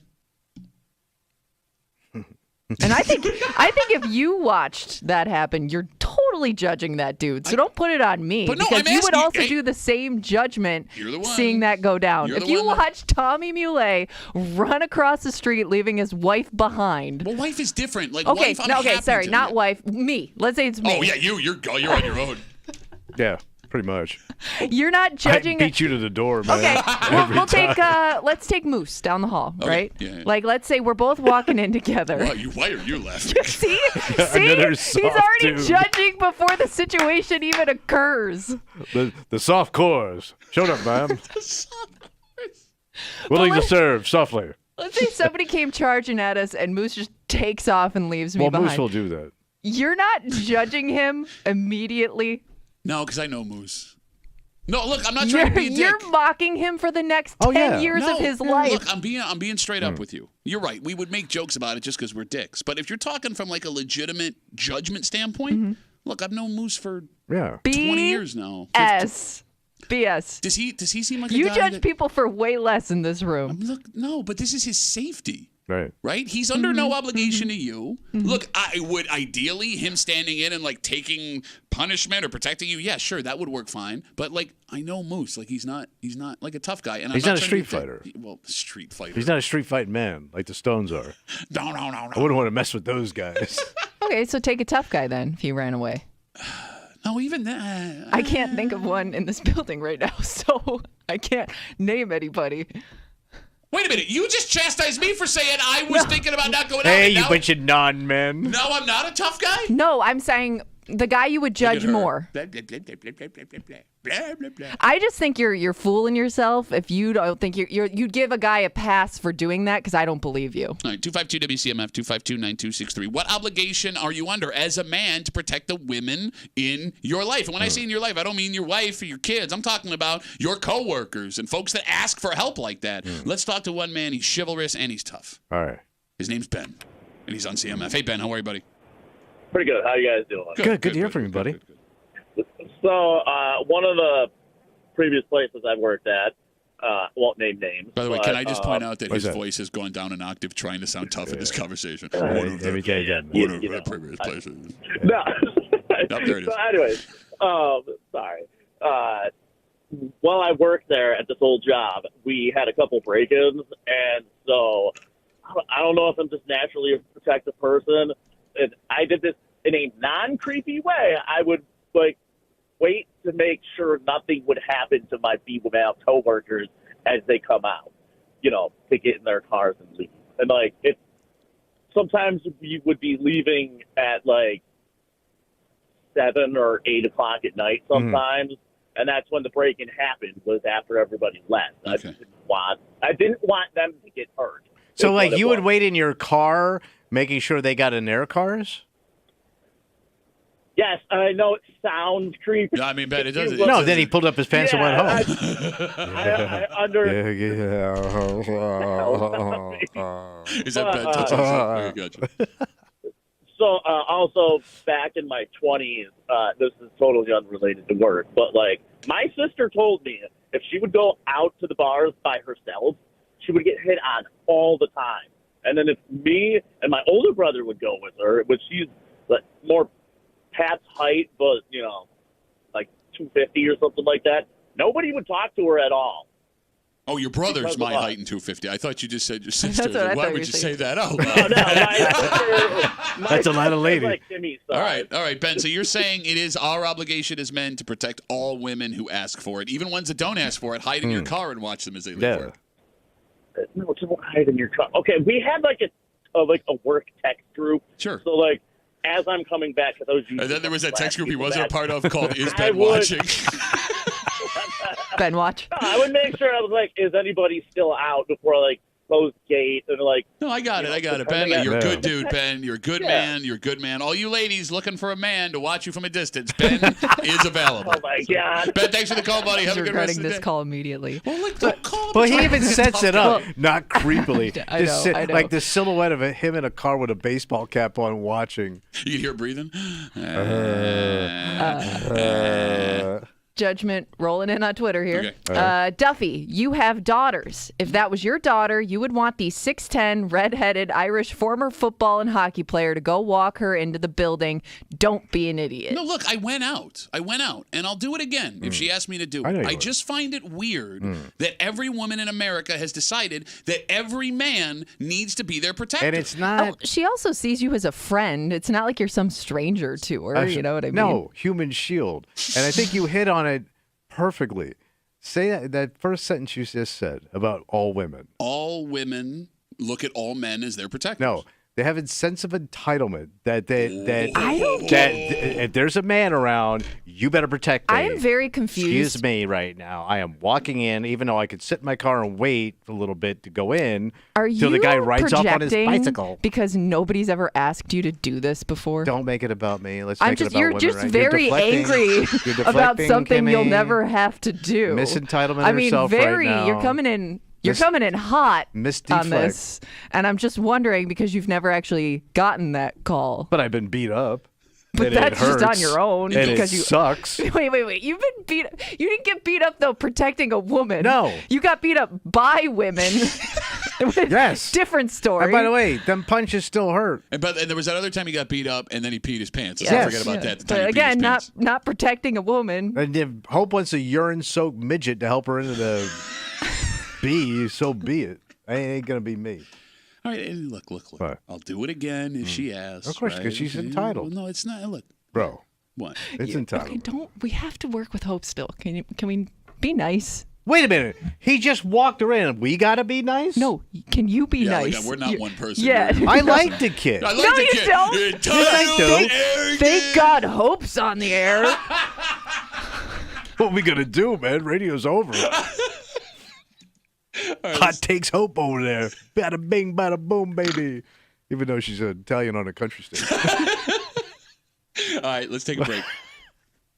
You know, you will be safe. Where? Billy Joel and Sting. Oh, yeah. Because first of all, Sting's tough. I mean, he looks like he can kick ass. And Billy Joel just throw a plate of pasta at him. They're coming to the JMA Wireless Dome in Syracuse. One night, one stage in April. Courtesy Live Nation. Those tickets go on sale today, 9 a.m. at livenation.com, but you can win them right now. 252-WCMF, 252-9263. We'll take the 8th caller. Sting, Billy Joel, 8th caller, 252-WCMF. Best of luck from your friends here in the break room on CMF. You know what's worse than a mom vict? 2 mom vicks. Where we got a Dos Mambicos? Back to back in the same place. Wow. In the same place. You're not going to believe this story. Can't wait to hear. Next on CMF.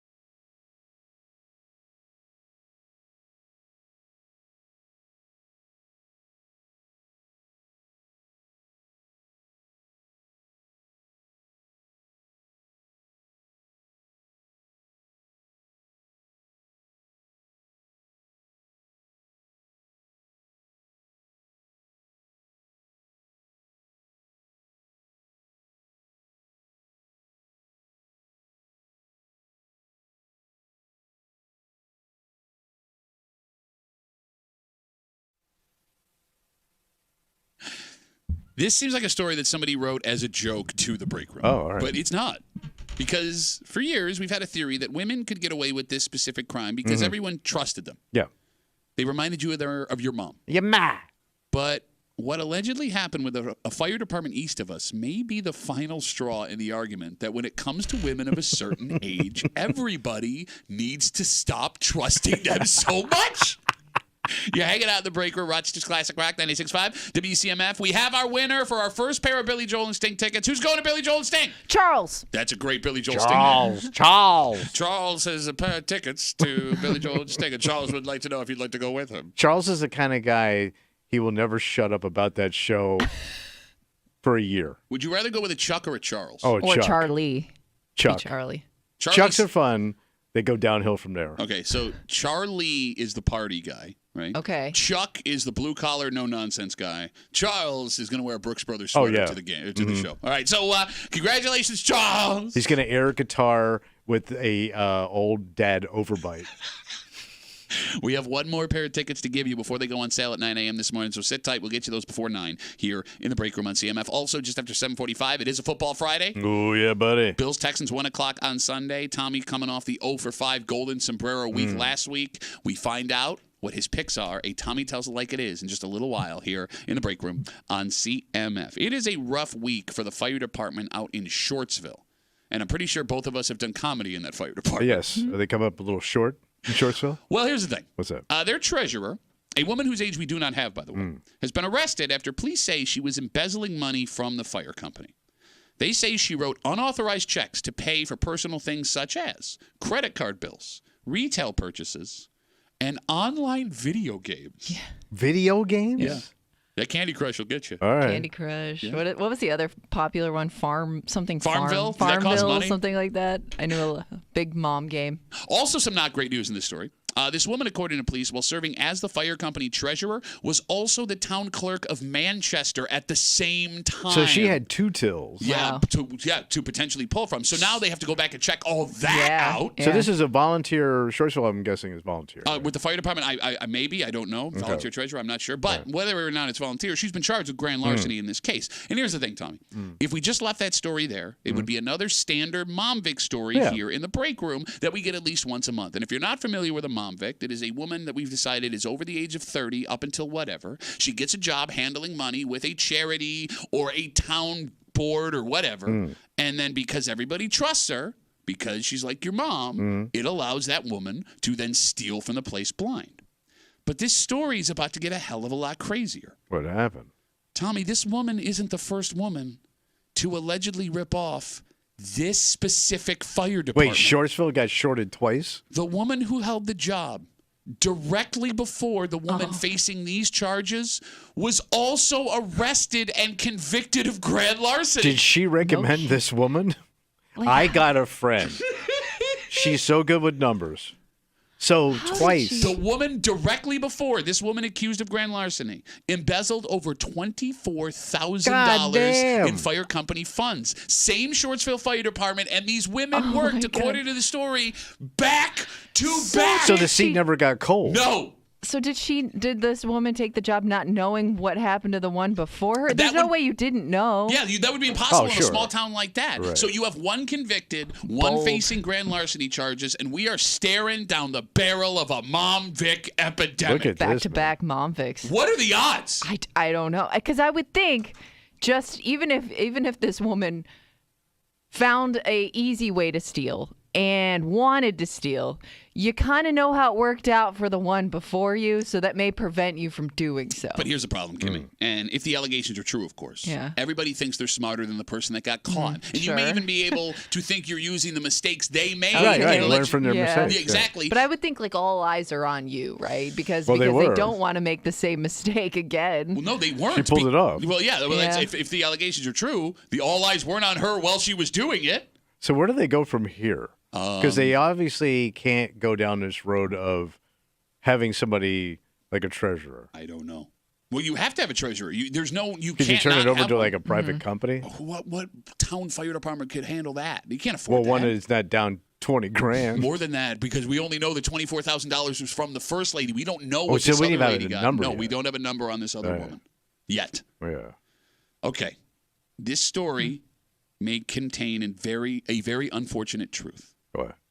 It is time to stop blindly trusting women over the age of 30. Mm-hmm. Yeah. All you moms that used to get the mom pass for everything, it's over. Yeah. You are now just as suspicious as any man. And here's the thing. You ain't How about invisible, having like baby. a second person checking on stuff? That costs money. I guess. And Well, good. I don't know. I mean, even if it's It is amazing that like there's no oversight in any of these A jobs mom either. checks and balances. Well, yeah, but like Kimmy, let's say it's even a volunteer position. I would imagine it's hard to find someone to volunteer True. for the treasurer in the first place. Right. Then you're going to have someone Yeah, you volunteer gotta for. take what you can get. And also, you're assuming that the backup treasurer wouldn't start putting money in their pocket. Look, ladies, you had a good run, but a couple of you ruined it for everybody. Yeah. So now we have to keep an eye on all of you. Because that's the answer here, right?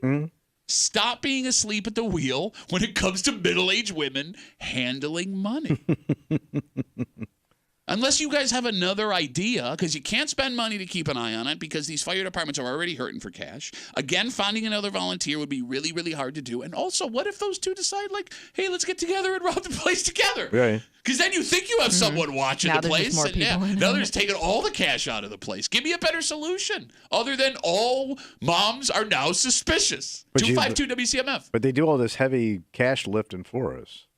Well, That's the problem. yeah, but maybe it wasn't out of the kindness of their hearts. No. Yeah, the whole time. They Maybe wanted to it- play Candy Crush. Yeah, for a long time. 252 WCMF 252-9263. We're talking about the fire department out in Shortsville. This week there was a story that their treasurer, a woman whose age we do not have, was arrested after police say she embezzled money from the fire company. She's been charged with grand larceny, and that's a mom victim. That's bad enough. But it turns out, according to the story, the woman who had the job directly before this woman who was arrested for grand larceny also embezzled $24,000 from the same fire department. Back-to-back mom vics. I gotta know if these two women ever had a conversation. They probably know each other. Yeah, it's a small town. So, look, bro, All right. it kind of gets worse. All right.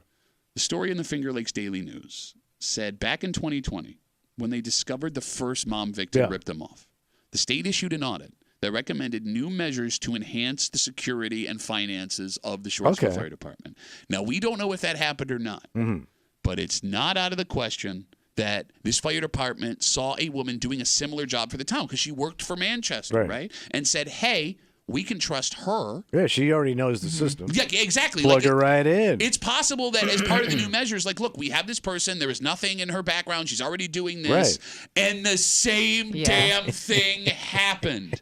You know what's tough, too, with a lot of mom vic stories we've talked about? Like, they're not even, as far as we know, buying any like big flashy thing where like it would be like, I wonder how that person can afford that. It's always on like these weird things, maybe one or two stories we heard where they were doing that. But like in this case, like if you're using it for things like online gaming and things you're just doing behind the scenes, like nobody would ever notice a change in lifestyle. So it's not even like you could see signs of, oh, you know what? That makes sense now why No they flash. had this, and that. But Yeah. here's the thing. We wouldn't know because, again, this woman, according to police, spent the money she allegedly stole from the fire department on credit card bills, retail That's what I mean. purchases. Like, Pretty invisible. Yeah, but that's how I She feel chipped like. away. That's why I feel like we're always talking about mom vics because it's a similar situation for a lot of those other people. Look, this is sad. It's a sad thing, but every woman over the age of 30 in your office is now a suspect. And I think Kimmy in our room here is the perfect example. What's that? Look, you look at Kimmy. If you're on the live stream at WCMF.com, on a CF, YouTube or Twitch, the Break Room WCMF brought to you by Three Heads Brewing. Three Heads Brewing, the official brewery of capturing mom vics. Kimmy doesn't look like a hardened criminal. No. Kimmy, off mic, seems like a very pleasant person. Yeah, even keel. But here's the thing. Like, you and I know the real Kimmy. Oh, yes, we. She's not the most honest person, self-admitted. Don't rattle that cage. She has no problem throwing us under the bus. And look, man, it ain't like Kimmy's getting rich from this job. No. So, like, on the surface, someone like Kimmy is the last person you'd easily. expect to steal money from a job. You would never think she would do it. But when you break her down, based on the other women we've seen arrested, Yeah. Kimmy's the ideal suspect. Yeah. Self-admittedly dishonest, No problem being the victim and making us look like jackasses. Good with money. And she's the she's the one that gets paid the least in this room. Yeah. Why wouldn't Kimmy take stuff out of here? And nobody's paying attention. Are you paying attention? No. I'm not paying attention. No. There are people that don't even know Kimmy works here that work up in the offices. She could rip this place off blind. Yeah, matter of fact, all the women down here could. Like, serious question. At what point do these stories and the personal experiences we've had with them start to change the way you look at your middle-aged female coworkers? Because I don't see anybody in this building that I can't trust in my head. Right. But you break down Kimmy, and that woman's a criminal. Yeah, but they all seduce you in their own way. Oh, dude, you've no, been seduced by Kimmy. Not seduced in that way, but like they're very friendly, That's what I outgoing. Like you feel like you can trust them with anything you need at work. They always have candy on their desk. They bring in treats. They remember your birthday. They ask about your family. Okay. Yeah, like they sucker you in, man. And it's almost, and we've seen this with other Mom Vic stories.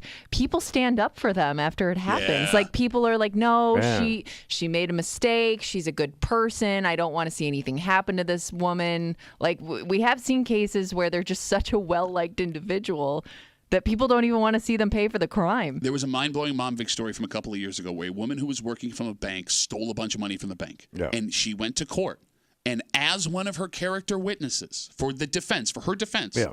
the guy who ran the bank showed up asking for a more lenient sentence. Say, like, as long as she pays it back, can we not give her a harsh punishment? He just wants that plate of sugar cookies every Christmas. 252 WCMF talking about this small fire department in Shortsville having back-to-back women who one who allegedly ripped them off and another who got them for $24,000 working as a treasurer back-to-back. Jeffrey's on CMF. Hey, Jeff, how are you, buddy? Good morning. Doing fine. All right. What do you got? Hey, I'm treasurer for an auto club, a national auto club. And many years ago, we got ripped off for all of our money, a little over $20,000 in the till. After that, it's all with any treasurer. It has to be transparency and oversight every 30 days. We also bonded. Anyone in the club who handles money is now bonded, so we'll get paid back by the insurance company if something does arise. But as treasurer, what I have to do is every 30 days is you, to the board, you send the expenses, the income, and anything else that they might ask for or what's going on. Just to be completely transparent with the entire board, which is a board. Hold on, this is a club you belong to, just for fun? Car club. Yep, it's the Crosley Automobile Club. It's a national club. But you just do this all for just because you like cars. You're not having fun listening to him describe his duties as treasurer? I was having a ball. I want to know where I signed up to be audited once a month and go before a board to be interrogated at my car club. No, so I mean, Jeffrey bringing up the whole. It's voluntary. It's a volunteer job to begin with. I got you. Yeah, I do love the Crosley Automobile. That's for sure. Well, who doesn't love a good Crosby? Crosley. Yeah. Yeah, well, I got the wrong one. You got a Crosby? Oh, you right. got a Sidney Crosby. Man, that thing cost me like $20,000. Jeffrey, thanks for the call, man. I appreciate it. A national car club. That's why you can't find people that want to do that job. Because you got to be bonded and investigated and interrogated. Take somebody that's really passionate about the hobby, I guess. Yes. Yeah. All right, so maybe the good news with that story is if the fire department had the insurance, maybe they're not out the cash. All right. You know what I'm saying? But you still have. But your premiums go Well, up. but even he said they didn't know that until they got ripped off once. You know what I mean? And then had to make some changes. That's when it's too much. Too much? Too much. The hand goes up like this. Too much. Well, I'll tell you what Tommy didn't have too much of last week. What's that? Winning. In fact, he had none winning. 0 for 5, golden sombrero. Tommy tells it like it was is tough. against Baltimore. And I think this game's tougher to call because you have two teams that have 3-1 records, two teams that, one was expected to compete for like the AFC or AFC championship period in the Texans. The Bills were expected to take a step back. And both of these teams have played other teams that don't have great records, and the one good team they played smoked them. Yeah. So what do you make of a Bills-Texans game? So what do we have here? Well, I'll tell you what we do have. What do we have? We have a former Bill who's running his mouth a little bit, who nobody wanted around anymore, who they paid $31 million to go away, going up against his former team. How much does that play into it? I'll let you know. Bills-Texans, Sunday, but there's no need to watch the game because Tommy's going to tell you everything there is to know with the Tommy Tells It Like It Is next on Football Friday on CMF.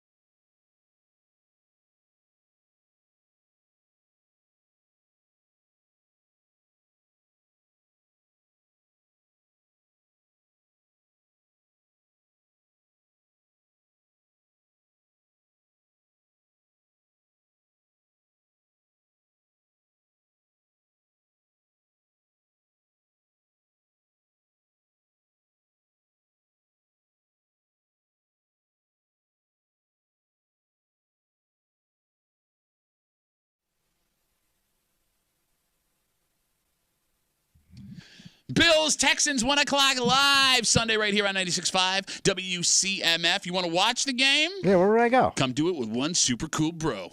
Wow, where? I'm going to be hanging out at the Bill Gray's Tap Room in Chili. Chuckle Chops. That's right. Chuckle Chops will be there. Delicious food on a cheat day, by the way. Oh, yeah. So we're pound some chow.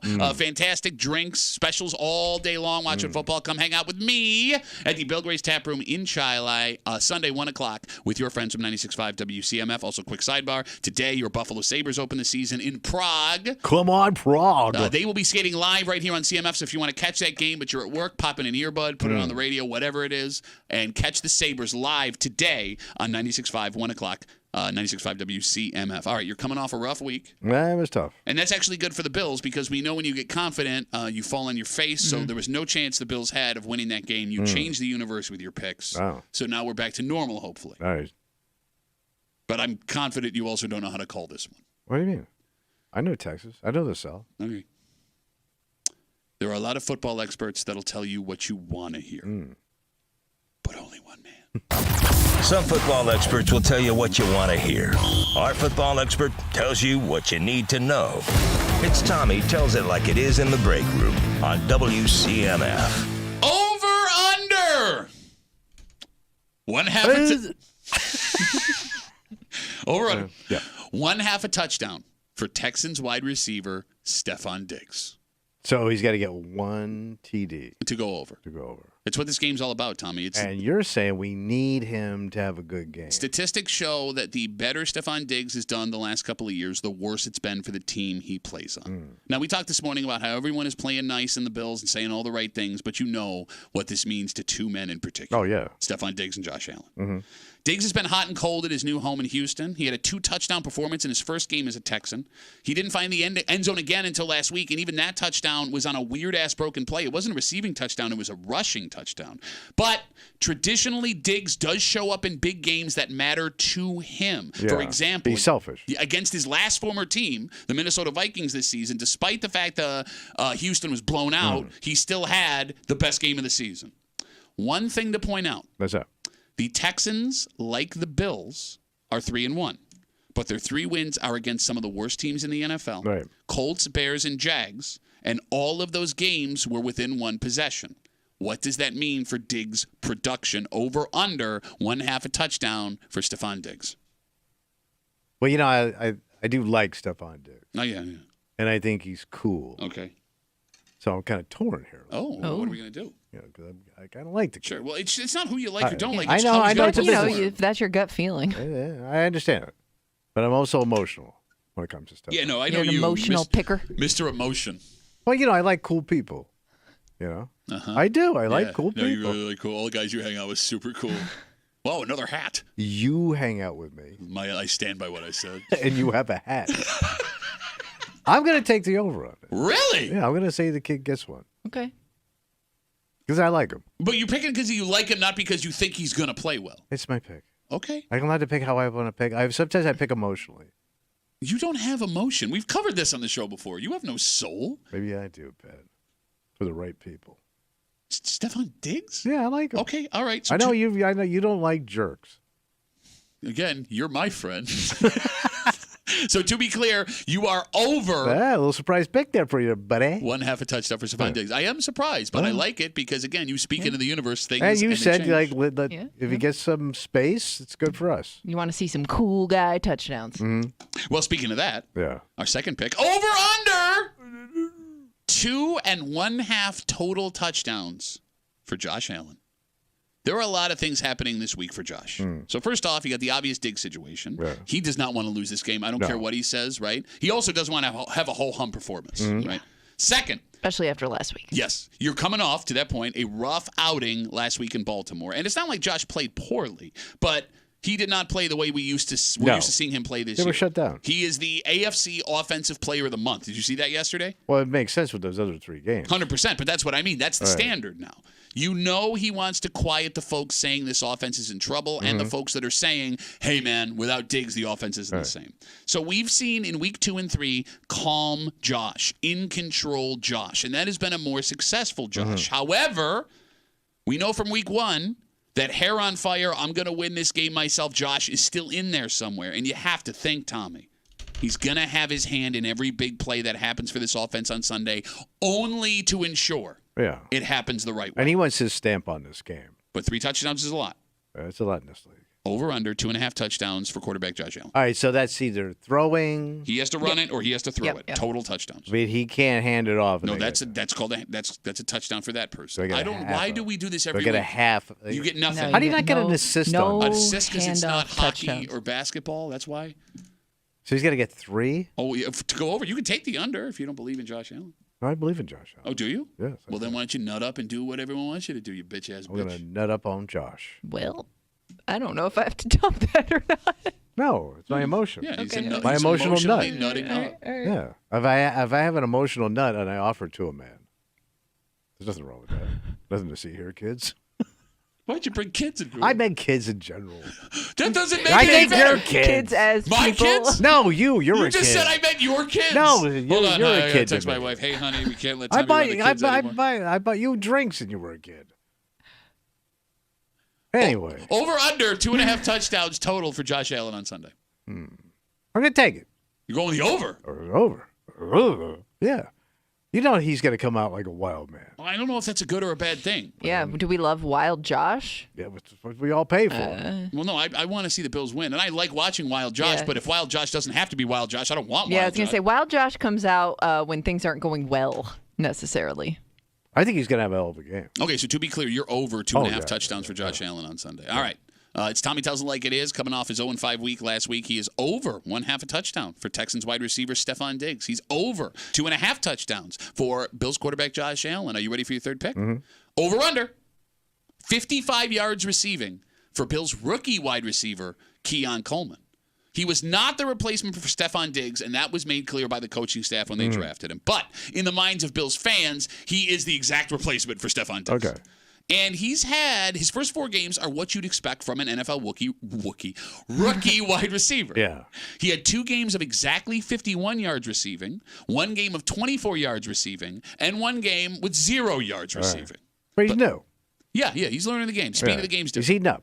But last week, to your point, we saw something we hadn't seen. After a big drop that would have been a touchdown going into halftime, Josh started feeding Keon along the sideline, and he used his big-ass body to block out the corner and make these great, Kimmy, like NBA rebound-style catches. Yeah. They kept pointing that out, actually. So he Josh played likes him. basketball. Well, look, He's getting comfortable. it's what they call easy money throws. You get what I'm saying? Yeah. Okay.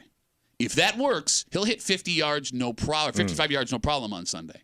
But can we count on a guy that young yet? And just so you know, if Keon goes over 55 yards receiving, it will be a career high for him in the NFL thus far. Well, he's no. Just letting you know. What is it, 5th game? Yes, this would be his 5th game. Over under 55 yards receiving for Bills wide receiver Keon. Tell me this kid can get 55 lousy yards. He's actually never gotten 55. Why he just dirty? Never. I'm sure he did when he was down in Florida. Yeah, playing college ball. No, like everybody in the NFL was It's usually really why good. they get drafted. Yeah, that's how so that he has it in him. No, I don't think you're understanding. Oh, What we're yes, I saying. don't think I understand. Let me explain it to you how wouldn't be in- running works. It's 1 foot in front of the other. Catching, actually. And you have to catch the ball. Understand? Catches are very tough in this league. You wouldn't? Why? I'm going to eat all the French fries in front of you right now. Are you doing Barney Rubble? I don't know what you're doing here. I'm doing you talking. You talking Rubble while mouth. eating French fries. Gotcha. All right. Over under. What was the question? 55 yards receiving for Bills rookie wide Of receiver. course he's going to get it, man. Josh is going to feed this kid. He's going to be a celebration. What I know. All right. The line this week has been all over the effing place.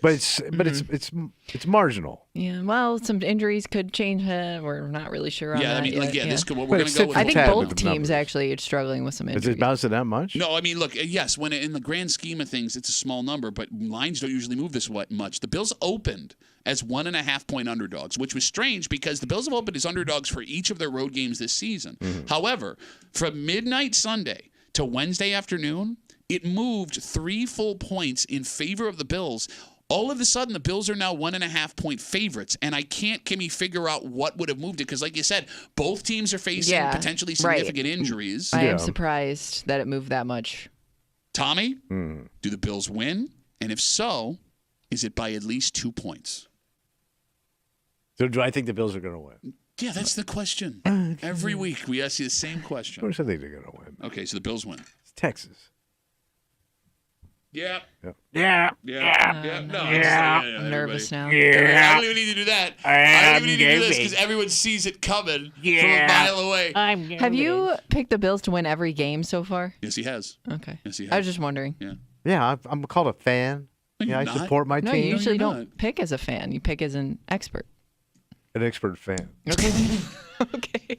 All right, so what's the next question? So the Bills win by at least 2 points. 2 lousy points. That would be yes. 2 Are points. you kidding me, man? You think this team's got more? This team's got more than 2-point win. Bills are 500 against the spread this year. Just a heads up. Okay. I'm just letting you know. I'm giving you all the data. Here's Pat. Why does anybody talk to you? Does anybody talk to you outside of this room? My wife talks to me. Feels like you're stalling right Yeah. now. So you had do the Bills win? Do the Bills win by 2 points or more? Yes, I think they're going to win. Okay, so just 2 Yeah, points. I think we're going to see a hell of a game. Okay, when you say a hell of a game, what do you mean? Well, I could get a lot of control down there you in think Texas. so? You think it's gonna get out of You know, things are big in Texas, Yeah, Pat. yeah. You might see yourself a big longhorn blowout, a 10-point Texas style, grits on the side, New York City, Big Apple, Western New York. Okay. Yeah. We're going from Texas to Western New York. Yeah, Blowout. Western New York's coming down. All right. Okay. And Texas hates New York, so this is really going to be a bitter pill for them. So just to recap, The hatred they have for New York. Tommy has Stephon Diggs over 1/2 a touchdown on Sunday. He's over 2.5 touchdowns for quarterback Josh Allen. He is over 55 yards receiving for rookie wide receiver The Florida Keenan Flash. Coleman. Yeah, that's what they call him. Yeah. And he has the Bills winning. He has them covering the now 1.5 points they are favored by, and he has them winning in a blue. So that'll be the end of it, right? What a great game. Our good buddies. What a great game. You should It's going to listen be to a it. great game. That's my prediction. Our good buddies from 95.7 The Fan, Mike Danger, and from the Let's Go Duffalo podcast, Ryan Duffy. Ryan Duffy, not so fast, buddy. Let me tell you something, partner. What's that? I'm talking Texas right now. Yeah. This game's going to be a hell of a game. I've never But in hated the anybody. end, I'm sorry, go ahead. In the end. Stefan's going to – it's going to be a lesson for Stefan. Oh, yeah? He's going to get his comeuppance. Okay. And he's going to learn a lesson. Uh-huh. Okay. And I think what you're going to see from him – because I do think Stefan's a cool guy and he's a little misunderstood. And I think all that John he was doing is going to come back to bite him in his ass, Texas style. Okay. In And what I way? think he's going to apologize for the way he's behaved No way. towards the Bills No way. after this game. What a stupid take. He hasn't done that at all Has he- his did he- entire did- career. That's what So you're this saying this is game's the gonna do to first him. ever Stephon Diggs apology. Right. So to be clear, I think he's going to talk to his buddy Josh, Uh-huh. and he's going to apologize for what he did. He doesn't think- because he We'll kind of never brought this know. on himself. he doesn't think he did anything wrong. Yeah. That's what's going to be explained to him on the field. Oh, so Josh's going to pull him aside and go, hey, listen, we had no, a lot of fun with here. his play, Okay.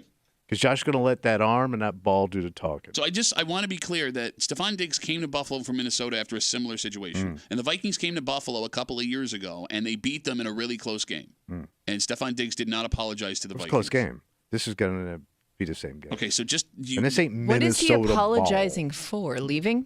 The way he behaved, the things Oh, he said okay. about Buffalo and the fans and the team and He didn't everything really say else. He didn't anything say about the he fans. He kind of Didn't say crapped about up. the fans. Well, he kind of did He in a said roundabout very way. vague What things. was the but- quote?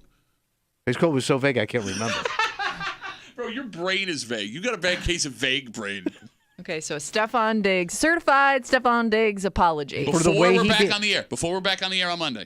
For what for his conduct off the field and what he Okay. said about the team in what was it, GQ? Yeah, Who GQ. even reads that anymore? I read it. We talked about You it. buy you read GQ all the No, I time? read it for the story. I know, but knew I you don't covered think it. it's a. You very look like you relevant. read GQ with that stupid outfit Well, from thank like you. 1979 called GQ Bitch. How to Dress Like a Bitch. Gentleman's Quarterly Bitch Ass Bitch. From 95.7 The Fan, Mike Danger. From the Let's Go Duffalo podcast, Ryan Duffy. They will be joining us just after 9 o'clock to recap Tommy's picks. And I'm predicting this is the week that Ryan falls on his face with his little outfits. Oh, you His little dress up. So time. far, he's run the table pretty good. Yeah. Like everyone has Well, yeah, been. anything involving a table with Ryan, he's going to handle that well. Table will be clear by the time Ryan's gone. I've been impressed so far. All right, you're setting him up for I failure. know. No, He's you getting are. creative. Yeah, yeah. But before we get to that, Yeah. they say you got to be productive at work. Oh, sure. But it turns out that's not true. Oh. You just have to look like you're being productive. Look busy. And there is a new term that 1 in 3 Americans admit to doing. And, that's a lot of Americans, right? Yeah. It's way lower than it actually is. Really? And we'll tell you what it is next here in the break room on CMF.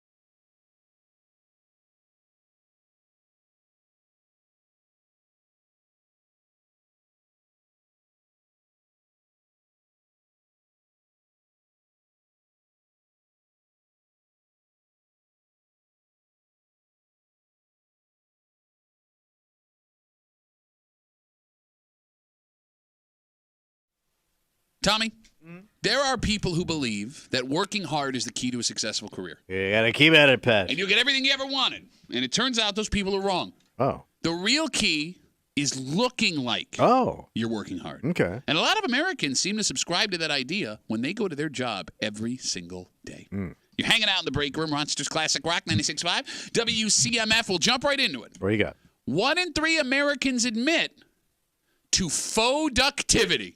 Faux-ductivity. Faux-ductivity. All right. The act of pretending like you're working hard at your job. Are you busting ass? Yeah. You're looking way more productive than you're actually being. And there are lots of ways to do it. Sure. From sitting in front of your computer and typing away even though you're not actually doing anything, to showing up to work early only to work on your fantasy football roster or claim that you're working hours that you're not actually working. And according to management across the country, faux-ductivity has become a legitimate problem. Is it hurting our economy? 1/2 of managers say that people faking working hard is having an effect on the bottom line where they work. The phone number is 252-WCMF, 252-9263. Tommy? Yeah. Do you see a problem with faux-ductivity? I mean, haven't we always done this? No, it's a new thing that It's only the younger new. generations are doing because they don't know how to work hard. Because I always thought, like, the one way to always look like you're working hard is to look miserable. Like, yeah. Oh, but no, This see, is that's tough. that's not the case because you're never working No, hard. but I always look miserable. Yeah, that's what I'm saying. And You're I've not been fooling anybody. I always think if you look stressed, like, God. Okay. Oy, Okay. killing me over here. I got to keep at it. Can Like, you can't look too happy at work. Well, no, but there are people that the work makes them happy. Right, but if you're gonna fake it, You think I think you got to look stressed. you think anybody that looks like they're having fun at work is not working hard? Well, it sends off a bad vibe. You may be, but if Yeah. you're trying to cover up your bad, you're not doing nothing.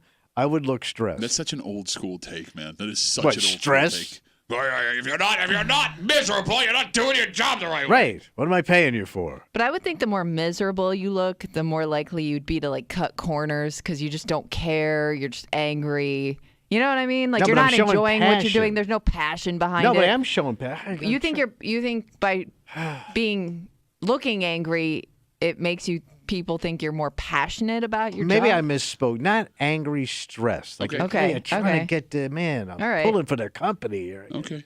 You know, I love this place. Well, I want it to work. You've been working really hard on the Johnson account. Yes, and it's going nowhere. Kimmy, do you have a problem with 1 in 3 Americans admitting to being faux-ductive at work? No. No, I've mastered that. And Look it who ain't we're talking hurting. to here. I thought the economy was popping. And I always think people who look to really go out of their way to make it look like they're working hard are just full of crap. Oh. Because Is there someone you're specifically thinking well, of? no, I'm just thinking like I've been at jobs where we all have the same job, right? What? No, I went like this. I could be anywhere. but we all have the same job. So I know what you do day to day. So I know that like you spending more time doing that thing, you working later hours, it's just taking you longer to do the same thing I'm doing. But So hold who on. are you really showing off for? Says woman who watches Baywatch for 30 minutes after the show every day. That's without what. That's my point. But she takes notes. So we had a guy that always stayed here late and was on. I've worked with plenty of people that do that, and I But- don't believe that they're actually doing anything. But it worked. It worked. But the rest of his coworkers knew he was full of crap. But he got like awarded. Yeah, he did. Like At plaque. work? You want to point where that guy is now, too? Oh, did he die? No, he didn't die. I was going to point to hell. But that guy got a plaque. But did that plaque mean anything? Did he But get he a got raise? one. To him, it did. But it No, I'm did, and he saying- got one. But my question is, did he get a raise out of it? Did he? He got. become... I mean, look, he worked a long time in a job that long time. I mean, had kind of been okay. eliminated. He Okay, well then basically maybe it got- paid off for him. He got 2 careers out of it. Yeah. And we figured out All he right. just never wanted to go home. Yeah. And by the way, good for him. Like, Oh, good he for pulled him it off. for getting the money out of this place. But you bring up a good point because I don't know if that guy thought he was being faux-ductive. Like, as we talk about 1 in 3 Americans admitting to faux-ductivity, the act of pretending you're working, there are people listening now, and I think that guy you're describing is included, who have done the faux-ductive thing for so long at their job, they don't even realize they're doing It's it their anymore. norm. They think their fake work is actually hard work. Like, they will bitch to other people about the fake work that they're doing because it's become actually hard. You know, my old man was the master at this. He was a magician at faking work. Okay, bro, he was weighing secretaries and having them do hula hoop contests. I don't think he was a master at it. I just think he didn't care. Yeah. No, but remember how he told you he knew how to disappear from the office? Sure. So he used to always tell me that at 4 o'clock, because he worked in Manhattan, lived in New Jersey. So he always had it by 11 o'clock. He always claimed he had business uptown. He'd jump in his car, go over to George Washington Bridge, because he just got paid, right?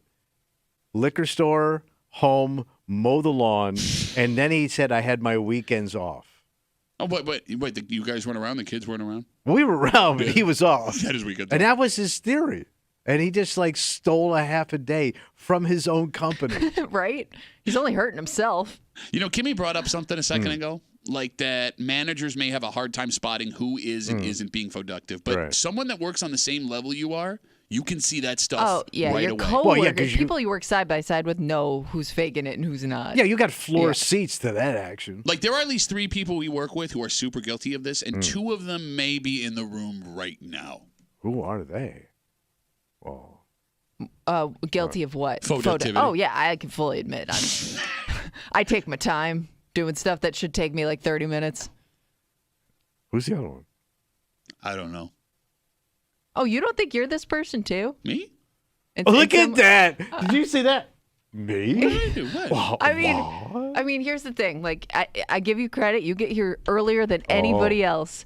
But you also spend like the last hour and a half bouncing around talking to other people. We're warming up. Hey, Tommy and I are let's warming We're warming up. No, guys. we are warming It's part up. of the show. We're warming up. Oh, look, no, there was somebody who, Tommy may have worked with people in the past where you just sit and stare at their ugly faces while they read the newspaper. I'm doing it for the people, Kimmy, for the show. You don't know what's whatever funny, you call, whatever so you you call don't know work, what warm-up is. Whatever you call work. Ice Queen over here can't warm up for nothing. I enjoy listened to your our whole morning. breakdown of Baywatch this I morning. enjoy our morning productivity. Yeah. Thank you. Yeah. Thank you.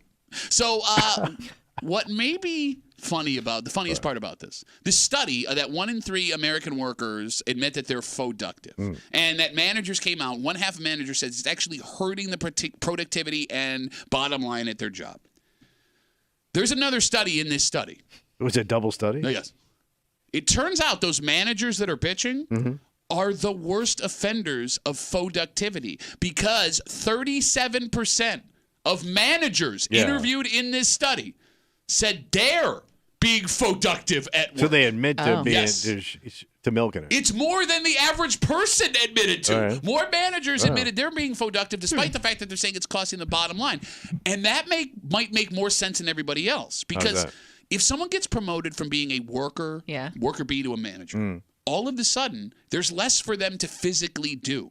Like, you're responsible for more. Yeah, you're overseeing everything more. Exactly. And your ass is on the line. Yeah. Like, you got pressure, fine. Like, it's your ass here. But the job you were so good at got you promoted, and now that's not your job anymore. Right, so you know how to delegate authority, so you have a clean desk. Okay, well, and not only that, you have to try to find a way to look busy because you being so busy may have gotten you that promotion, which now gives you less work to do. My question then is, who are you looking busy for? Who are you faking work for? Yourself? The person over you. I mean, Okay, it's just but levels most likely, of management. I'm we all wondering serve though, like somebody. if you're that manager though, you may not have people, over what? I'm sorry, what did I miss? He thought he was being profound. Oh. He said, we all serve somebody.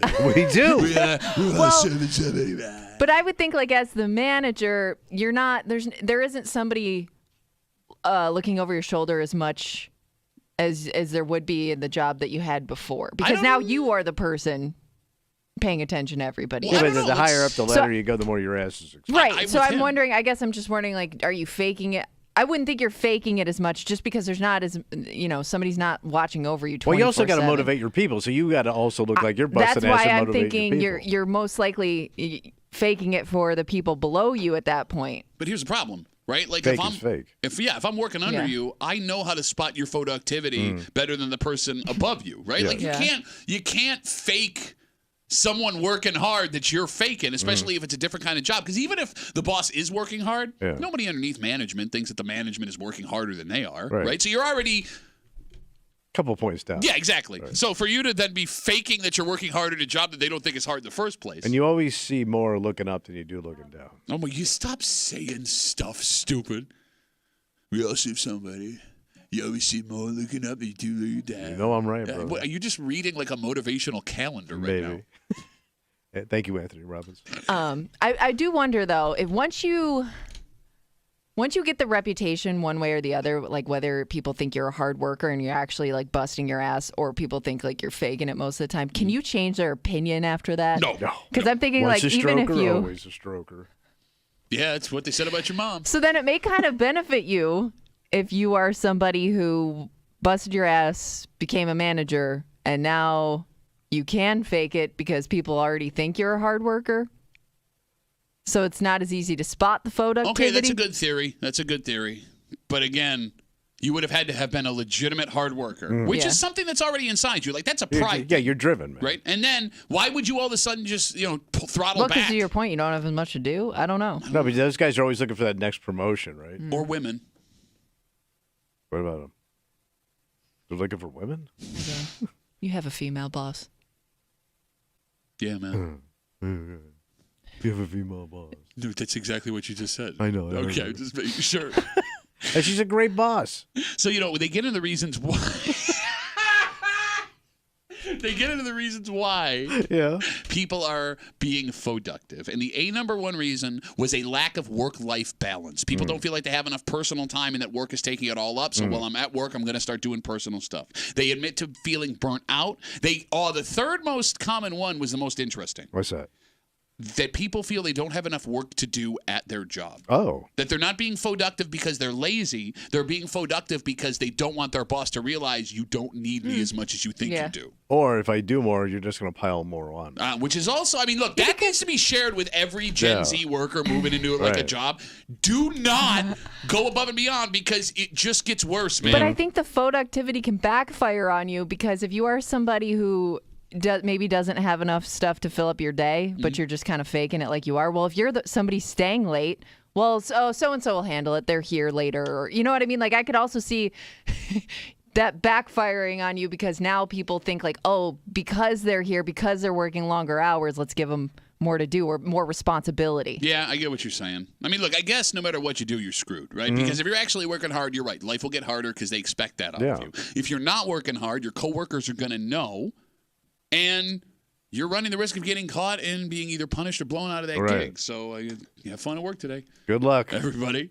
All right, we have another pair of tickets to see Billy Joel and Sting. We're not doing them now. We're not doing them now. We're going to try and we'll get them to you before ideally 9:30 this morning. Perfect. So sit tight on that. Those tickets do go on sale, livenation.com at 9 a.m. And before we get to our good buddies Mike Danger and Ryan Duffy coming in after 9 o'clock to recap Tommy's picks. We're not hunters. Let me put it this way. We barely gather. You can't even speak. I know. Part of the guy can't even gather vowels. If we were to run outside in the street right now and commit a crime, there's a pretty good chance that there would be a cop around here somewhere that would be here immediately or even witness us do that. I assumed that the rules and laws of hunters were kind of just like, hey, man, be cool. Okay. But it turns out that's not the case because there's one man who broke a law. A hunting law? A hunting law. And the length that the DEC went to prosecute and pin this man. What did he do? Oh, my God. What the hell did he shoot? We'll get into it next here in the break room on 96.5 WCMF.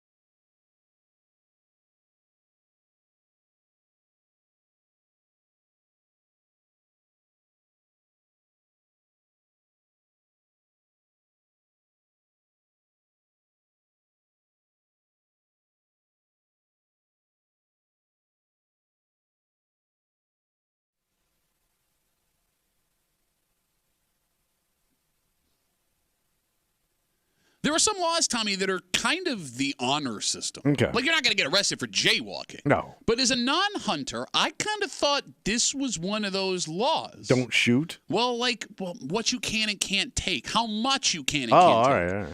But it turns out we're wrong. Oh. Because you're allowed a certain amount of each animal every year from the state of New York. I mean, carcass. You got it. And if you go over it, like they say this man did, they will leave no stone unturned to bring you to justice. So he got caught with all the animals? Are you ready for the story of the week? Ready. You're hanging out in the break room, Rochester's Classic Rock 96.5, WCMF. Don't forget, we know we have Bills, Texans, 1 o'clock on Sunday. That game's going to be here live on CMF. Also, it's a very special sports weekend, period.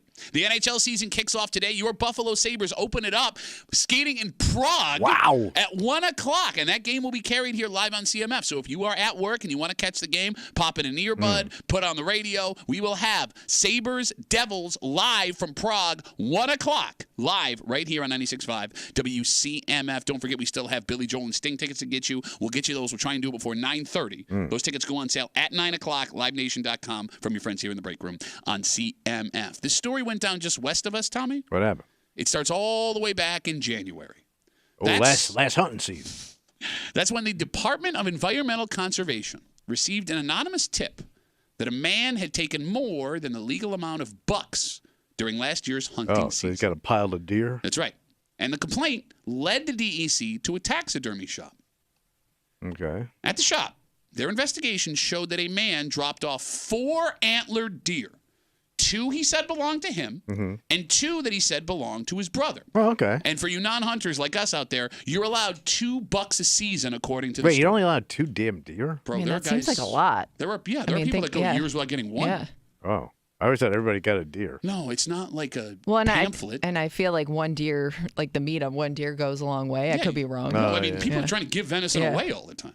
So you go to the taxidermy shop. The guy says 2's for him, 2's for his brother. Okay, so it all checks out. It's all done, right? All right. Wrong. The DEC then checked the date the deer were said to have been killed versus the work schedule of the brother who this guy claimed. So there's an investigator, like a detective? There's multiple, it seems, because we're not even close to done here. Deer cop.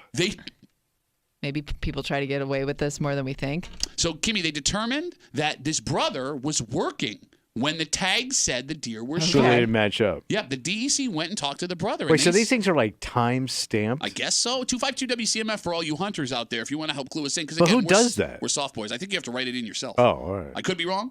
Again, help us, please, deer hunters.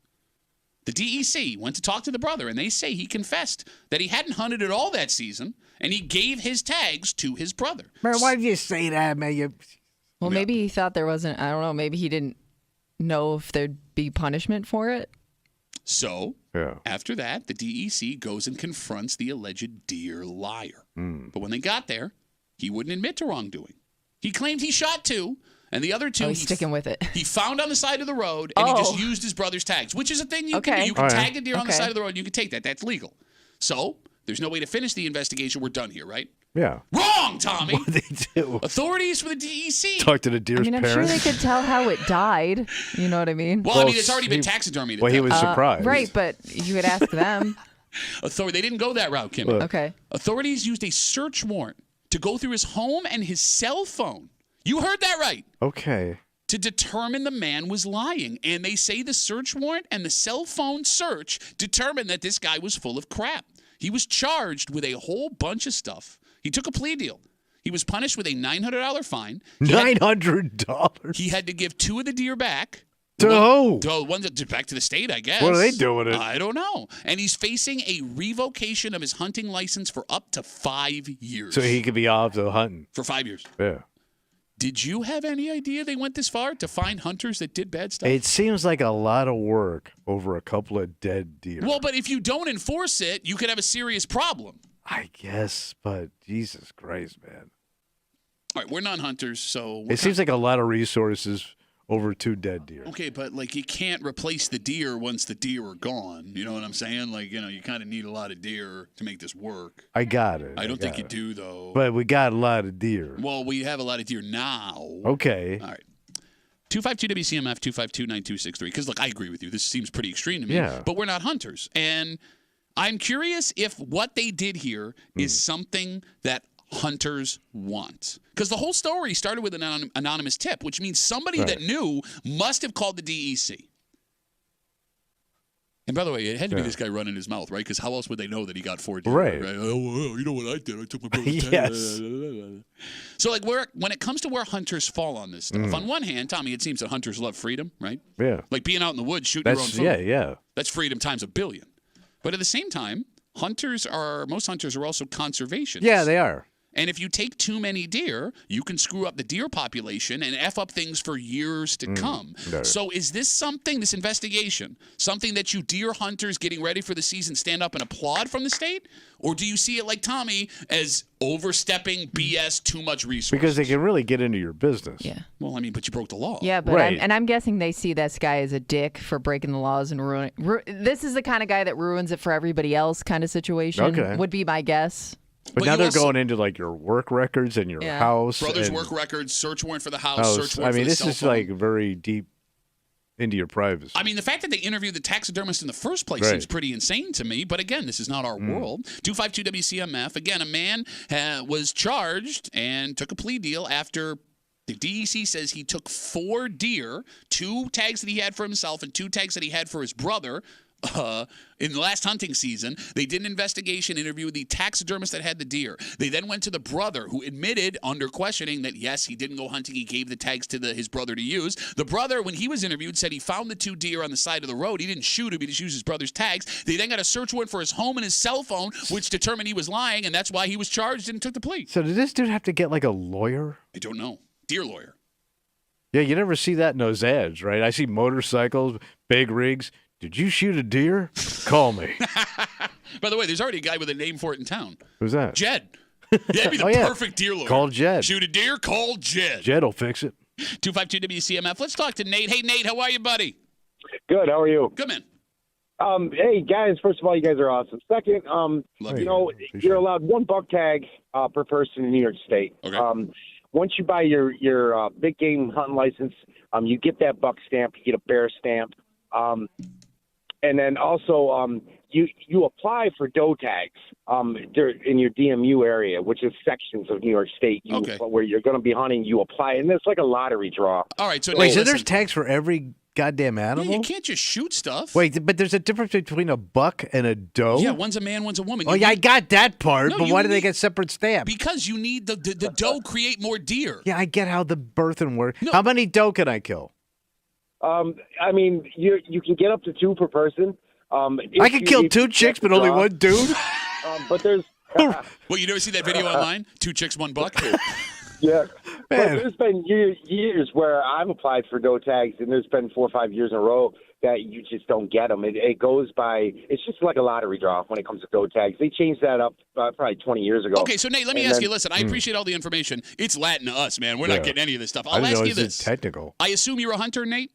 Yes. Okay. When you hear what... No, he's just a doho. Nate, when you hear what the DEC did here to pin this guy down and punish him, is that something you appreciate the state doing, or do you think that's extreme and overstepping? Nah, I appreciate it. They're doing their job. I mean, and like you guys mentioned earlier a few moments ago, if people are out there jacking deer and taking them illegally, your hands are going to get all sticky. But that deer will lack you. They're not keeping a proper record. So therefore, the state, which they've done it before, they'll put a lock on it, and you're not getting anything. All right. They're going to wait until the population goes up. And you can't allow that to happen. They control the deer population this way. Okay. Well, Nate, thanks for the call, buddy. I appreciate the information. You're welcome. There goes deer jacking Nate. Man, I didn't know you like. It was so hard to shoot a goddamn deer. Well, yeah, man, it makes sense, right? Like, what if you, especially a buck? I think that's the more rare thing to. Are you sure? Well, they're usually more concerned about the doe, right? Like you can have all the bucks in the world, you ain't got a doe, nothing's happening. I don't know. I'm guessing one buck can knock up a bunch of doe. Oh, they do too, bro. Calm down. Oh yeah. Are we talking deer porn? I'm thinking so. They naked in the woods. They are. Mm-hmm. You were saying, Kimmy, I'm sorry? I don't know. I have no other deer information. Going back to the DEC, running this massive investigation, pinning this guy down. This has to be embarrassing for the guy that was caught. Oh, yeah. Because not only do you get busted. You got caught in 2 lies. Yeah, seriously. Like, you didn't just come. Like, I could appreciate it if you just went, yep, you know what? I did it. you caught me, but you kept coming up with different lies and assuming these people are stupid enough to believe it too. I mean, maybe he just thought if he just kept saying it, they'd leave him alone. Maybe he was unaware of how serious they were going to take it. But you got busted for probably running your mouth in the first place about having the extra deer. But then you lied over and over only to get pinned down. And for what? 2 extra deer? Yeah. Right? And he took those deer to get mounted. Those cost a fortune, right? Oh, yeah. Oh, I bet. So the work was probably already done, which means he paid for deer that he wasn't allowed to have to get mounted, which then he had to give back to the he's got to state. give the heads back too? Yeah, it said you had to give the deer carcasses back. Yeah. Oh, I thought he at least gets them out. Why would you get to keep them out? It was What are they illegal. going to do with it? Hang it in the DEC office? I don't know. I mean, I wonder if they have like a wall of shame of heads. 252 WCMF. So this is pretty extreme from the DEC. But again, this is all new to us. Is it Carmel? Let's talk to Carmel. Hey, Carmel, you're on CMF. Hi. Hey. Yeah. I know that they are expensive to get mounted and everything, and you would not believe people will take a deer that they didn't even kill and pay all that money to have it mounted. Okay. But I'll tell you something. What do you mean, like they wrestled it to the ground? What do you mean didn't kill? What do you mean by that? Well, I mean, somebody else could have killed it and just left it there. I guess also they fight over those things. People actually fight over stuff like that. I think it's ridiculous myself because I wouldn't want it unless it was mine. I killed it. That's my trophy. All right, here's the thing. Here's the thing. mean? Hold on. Karen, I have said this on the air before because I'm never going to kill a deer, man. Right. I'm never going to kill a deer with a gun. You've never killed. I don't think I have. Well, it's not true. You haven't seen me on the road. But I don't have it in me to shoot Even my something. mom gave you a bad review. I would check Yelp. That's what she was doing when I was down there. Carmel, if I hit a deer and I hit it with my car, I would want to mount that. And I did hit a deer, and the only reason I couldn't mount it is because it started bleeding out of its head. Oh. You know what I'm saying? But I wonder how many guys. Karen, I'm going to let you go. Thank you. So Run away. I wonder how many guys have stolen deer valor on their wall. Stolen deer valor? Oh, Right, like they didn't somebody kill else it. Yeah, but I found out my brother has a wild boar's head on his wall. He got from somebody else. Yeah, I He don't didn't really shoot understand that. Still pretty cool. I don't get it. Because I either. would think like the whole point of having that up there is like your pride in getting that animal. He's got to lie. I think it just, well, yeah. I mean, I know he guess there lies. could be you just like it for decoration, but I wouldn't. Who doesn't want a big old boar head looking at But it's a you? weird thing to display Yes. if you didn't do it yourself. I'd hang that in my basement. That'd be So pretty there's a lot of Really? stolen deer valor. Is that what you'd call it? Is that What how else would you hunters call it? look You at didn't shoot it. Yeah. And especially if you lie about it. If you mount, you lie. I told you I've always wanted a bearskin rug with the bear head on it, right? Like, I'm not going to kill a bear. No. But if somebody offered me a bearskin rug, if it just came into my Really? possession, I'd put that out. I'm in a guessing second. maybe like half the stuff you see, like on guys' walls, like big ass like sailfish and sharks and all that stuff. It could all be jive. Well, here's the thing. Guys That's an aesthetic. That's a sea aesthetic.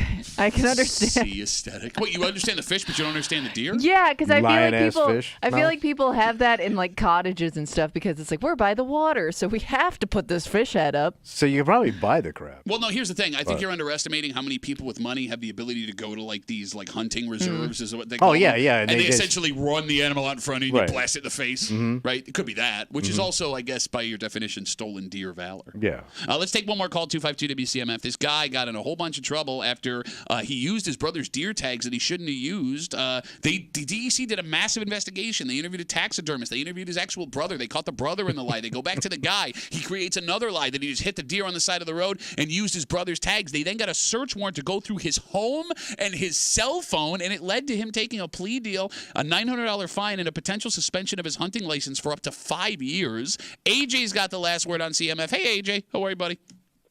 Good. How are you guys doing? Good, man. Yeah. So the thing is, it's not just the deer with the DEC. It's literally everything. When you go and get your hunting license every year, you get your buck tag, you get your bear tag, you get a license for spring and fall turkey, all the way down the line, the small game, everything. Okay, so time out from the And- story 1 sec. I'm sorry. So, like, I don't apply for a single tag. I apply for all of those tags at the same time. You apply for your hunting license. Gotcha. That's correct. Okay. And you get all the tags. So I could just shoot a bear if I come across. That's pretty cool. Yeah. I'm not going to do Yeah, it. I mean, yeah. I mean, you're not going to find one in most places around here, central New York, western New York. Yeah, we're but, down yeah. to 5 now, for Christ's sake. No, here comes another bear through your backyard. Stupid. Yeah.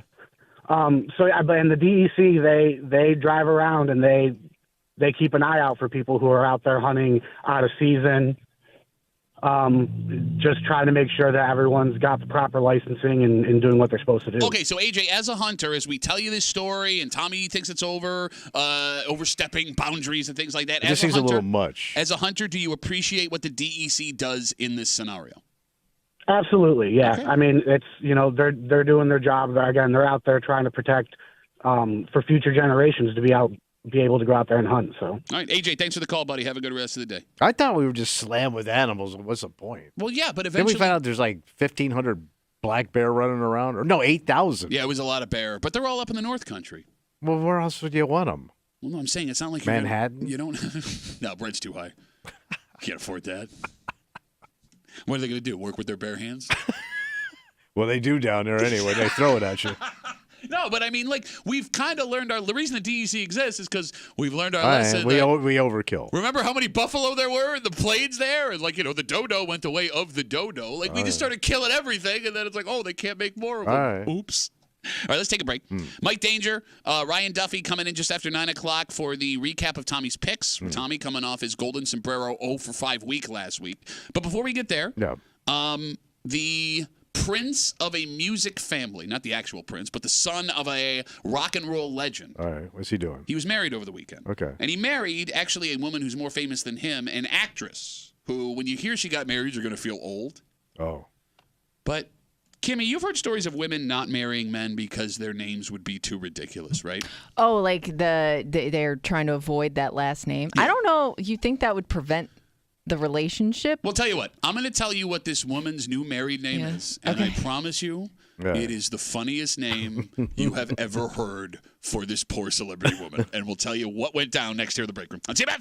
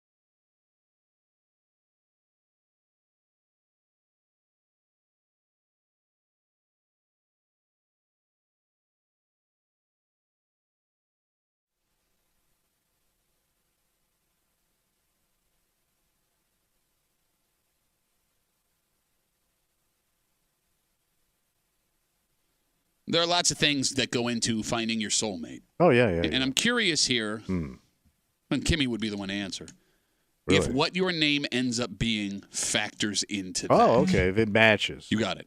You're hanging out in the break room. Rochester's Classic Rock 96.5 WCMF. Bills Texans 1 o'clock Sunday. We recap Tommy's picks from this morning, and he needs a rebound real bad. From 95.7 The Fan, Mike Danger, and from the Let's Go Duffalo podcast, Ryan Duffy. Both of them will be here just after 9 o'clock here on a Football Friday in the break room on CMF. So over the weekend, last weekend, big celebrity wedding.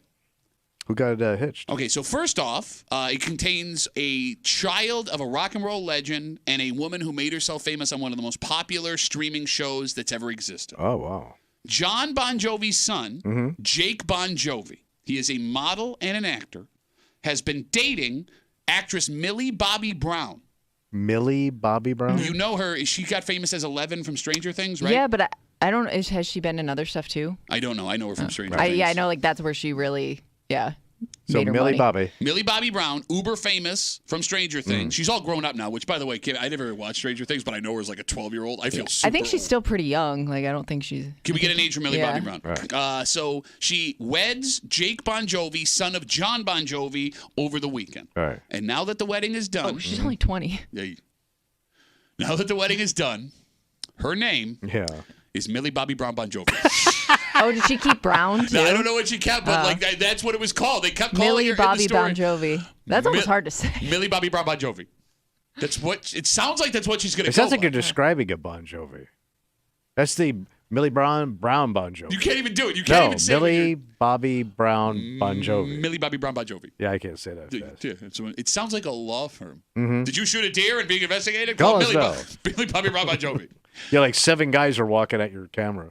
So, like Kimmy, she's shaking her head at your stupid joke. Right. You got a name that sounds kind of silly with your first name, especially with Coffee. what we do for a living. Yeah, but nobody really knew how to say my maiden name either. So Kimmy Berenstein. No. Bernston. Bernson. Barnston. Bernson. There's no T, Kimmy right? Bonnaroo. There is a T, but it's before the S. Bernstein. But everybody always called me like Bernstein, Bernston. I Bernstein. mean, nobody ever knew how to say it, so it's not like it sounded great before. But Kimmy Coffee rolls off the tongue. Yeah, it does, but she sounds like a cartoon character. You actually sound like a radio. It sounds like a made up radio name. Yeah, it does. No, I think people assume it was. People I work with assumed it was made up. And your name is actually Kimmy. Like on Kim. your birth certificate, Yeah, Kim. Like Kim. you're not Kimberly, Yeah. so it can't No, be Kimberly no, it's just Coffee. Kim. We It's already had Kim- one of Kim those. Coffee, Kim Kimmy Coffee. Coffee. Yeah. So no did Kimberly. Did you ever hesitate taking his last name because of how it was going to sound? Never. No. Didn't bother you. No, I think I was excited for the change. Okay. All right. Well, thanks a lot, Mom and Dad. So done with this family. Generations, immigrants come over, they they build struggle. a life here. Get it out of my They face. changed it a couple times along the way. But like as an actress, Yeah. I mean, image matters. Right. I would think that changing your name to Millie Bobby Brown Bon Jovi would be a little bit. Yeah, but you're also getting another famous last name. Yeah, but A bigger name. It's Yeah. Bon Jovi though. I mean, Bon but it's- Jovi's huge. Yeah, But you I didn't mean, it's marry kind of John Bon Jovi. You married I don't John think Bon it's Jovi's. a bad last name. Like your last name's not like Butt. Like you know what I mean? What are you for? Is that Jill Butt? Tommy even just brought up a name, and I'm like, that would suck to have that name. We can't say it. Oh, right. The one he brought up in the commercial break, but that could be somebody's name. I mean, are there women? And now, granted, we live in a different world now where you're not. I mean, You don't have to take your old man's Well, name. remember when we had this conversation about a woman taking her husband's last name or not taking her Yeah. husband's last name, and we had a couple guys call in that said that they took her last name because they hated their last name so much. Yeah. I mean, look, man. Like if you Hey, got you do you. let's say you got made fun of your whole life for your last name because it was a silly word or like something. you're Dave Butt, like you just brought up. Yeah. Or mule or muley, yeah.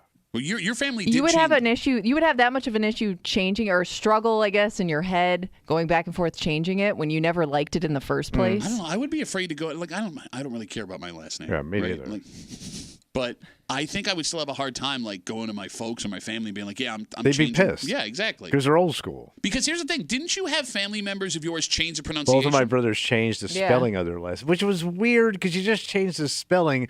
It still sounds like a mule Yeah. in a way. You know what I mean? Yeah, You French didn't mule. really clean it up that much. But you said that was a major issue in your family. Oh, yeah. So, like, my aunt wrote both of my brothers out of her which we now found out fake Will. But at the time we didn't know. Like she was done with him because of that. Just for changing the She was old school spelling. Sicilian, No man, kidding, you know. man. And we're not even sure. Like that name isn't even legit coming over from Sicily. Because you can't tell me my half criminal grandfather wasn't like working the alphabet tight to get into this country. Well, I mean, he was working something. Oh, bro. Yeah. 252 WCMF. Actress Millie Bobby Brown of Stranger Things fame wedded son of John Bon Jovi, Jake Bon Jovi, over the weekend, and her new name is Millie Bobby Brown Bon Jovi.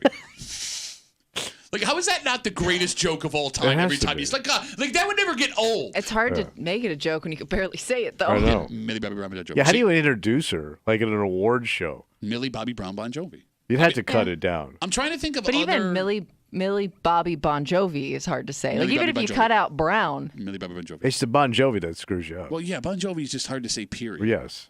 So what's the other interesting thing is in the story, Jake Bon Jovi, so for those not to get super nerdy on rock and roll, Bonjovi, which is how the band is spelled, is not the spelling of his It took actual me a while to realize it was Bon Jovi's kid, or it wasn't just a guy that had a similar last name. No, but in the story I read, they didn't spell it like how the name is spelled. They Right. spelled it like the band. Oh, they did. So did the whole family change their spelling of the Maybe. name? Because Oh. he should be a Bongi, whatever it is, because there's a G in there with the actual name. Like if you're a kid, like do you have to ask the kids permission? Like if they're kids, like we're gonna change the spelling of our last name because we're celebrities now? Oh. Would that bother you? Well, I would have to ask Bon Jovi or Bon Jovi. Would Bon Jovi? Should you take the opinion of your kids if you're gonna change the spelling of their last name? No, Bon Jovi, shut up. What do you think? Who do you think pays for this French castle in New Jersey, kid?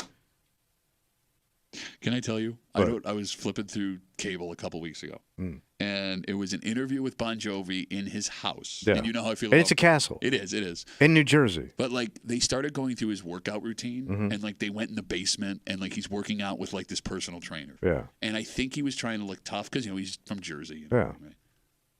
It looked like your guidance counselor from middle school. Oh, the trainer? Yeah. No, him. Oh. Because he's all gray now. He's almost white. But he's in pretty good shape. He's in man. great shape. Yeah. But like, why? You shouldn't Yeah. work out in front of other people as like, hey, look at what I'm doing. Yeah. Especially when you're that age and we remember you looking and being a Yeah, certain yeah, way. yeah, yeah. You made a mistake. Yeah, you made can't a go from mistake. rock idol to old man in his basement. Yeah. Like if you use those bands. Oh, those power bands? Yeah. As like part of your regular workout, not here to judge you. Just don't put it on film. You know what I'm saying? Like I'll do it. I don't want anyone to see me do it. Like what are you showing off? Yeah, come on, Bon Jovi. And now you got your daughter-in-law, Millie Bobby Brown Bon Jovi, coming over for dinner. Family's had a tonight. lot of interaction lately between Bon Jovi saving the woman from the bridge. Oh, I forgot about that. And his son gets married like a week later. Yeah. He's on fire. Could we be 4 to 8 years away from a Bon Jovi presidential run? I could see him running for something, though. Bro, you think that guy ain't got skeletons in his closet? Yeah, but who cares? Everybody does now. Okay. And has he had anything really bad? No, I mean, I don't think But he's so. been married to the same woman since high school. Understood, but I mean, look, when you're a rock star in the 80s, I don't think you'll be able to clear their background that's to have tough. them run for office. I could see him. Just the stuff you've been around. I could see him going for governor. Governor Bon Jovi. Yeah, like a Schwarzenegger move. Okay, all right. Which, by the way, we found And out we go that- from Chris Christie, who loves power anything that doesn't include bands, to Bon Jovi. You mentioned those two pictures in the State House. Well, you would need 2 frames for the Chris Christie. I think they already have it up. Yeah. All right, let's take a break. Tommy had a rough week last week. The Bills had a rough week last week. But both Tommy and the Bills need a bounce-back game. We do. Not just for the record, but because this game is the most important game so far this season. The Diggs Bowl. Oh, yeah. Tommy made his picks. Mike Danger from 95.7 The Fan, and from the Let's Go Duffalo podcast, Ryan Duffy. Ryan Duffy. And he's got his thing going on Oh, today. yeah, he does. I don't know why one part of this outfit is necessary, because those pants ain't going nowhere. You can log on right now, the Odyssey app, WCMF.com, YouTube, and Twitch. He is trying to top himself again this week. Did good job. See what he's doing. Well, I don't know. I think there's a whole thing involved. Oh, all right. WCF, The Break Room WCMF on YouTube and Twitch. We'll get into recapping Tommy's picks next here on a Football Friday on CMF.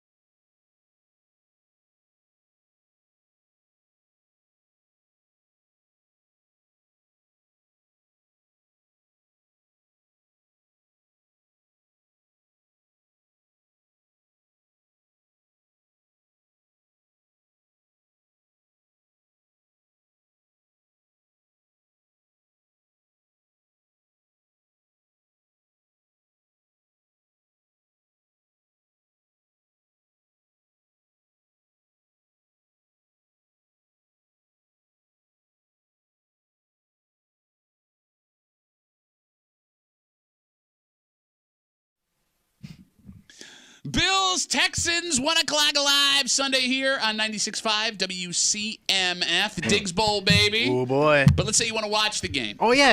I want to go out and have some fun. Well, you can hang out with one super cool bro. No, I said have fun. I'm going to be hanging out at the Bill Gray's Tap Room in Chi-Li Sunday, 1 o'clock for this Bills-Texans game. Oh, and your cheat day. Bro, I'm about to boy. some burgers You and can't fries. even cheat anymore, man.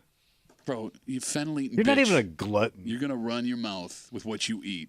You just call him a fennel-eating bitch? He's not a fennel-eating bitch? Was I wrong? That's the first time you've heard that? Never heard fennel-eating bitch before. That's pretty good. I get that daily.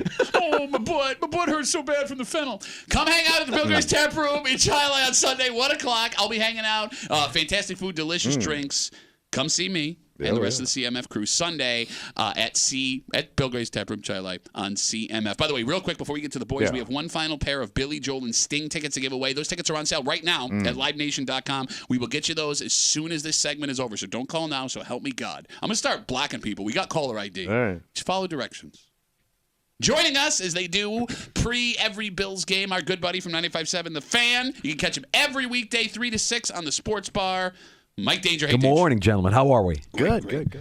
And joining us today, if you're not on the live stream, why don't you jump on WCMF.com, the Odyssey app, YouTube and Twitch, the Break Room, WCMF on YouTube and Twitch. Yeah.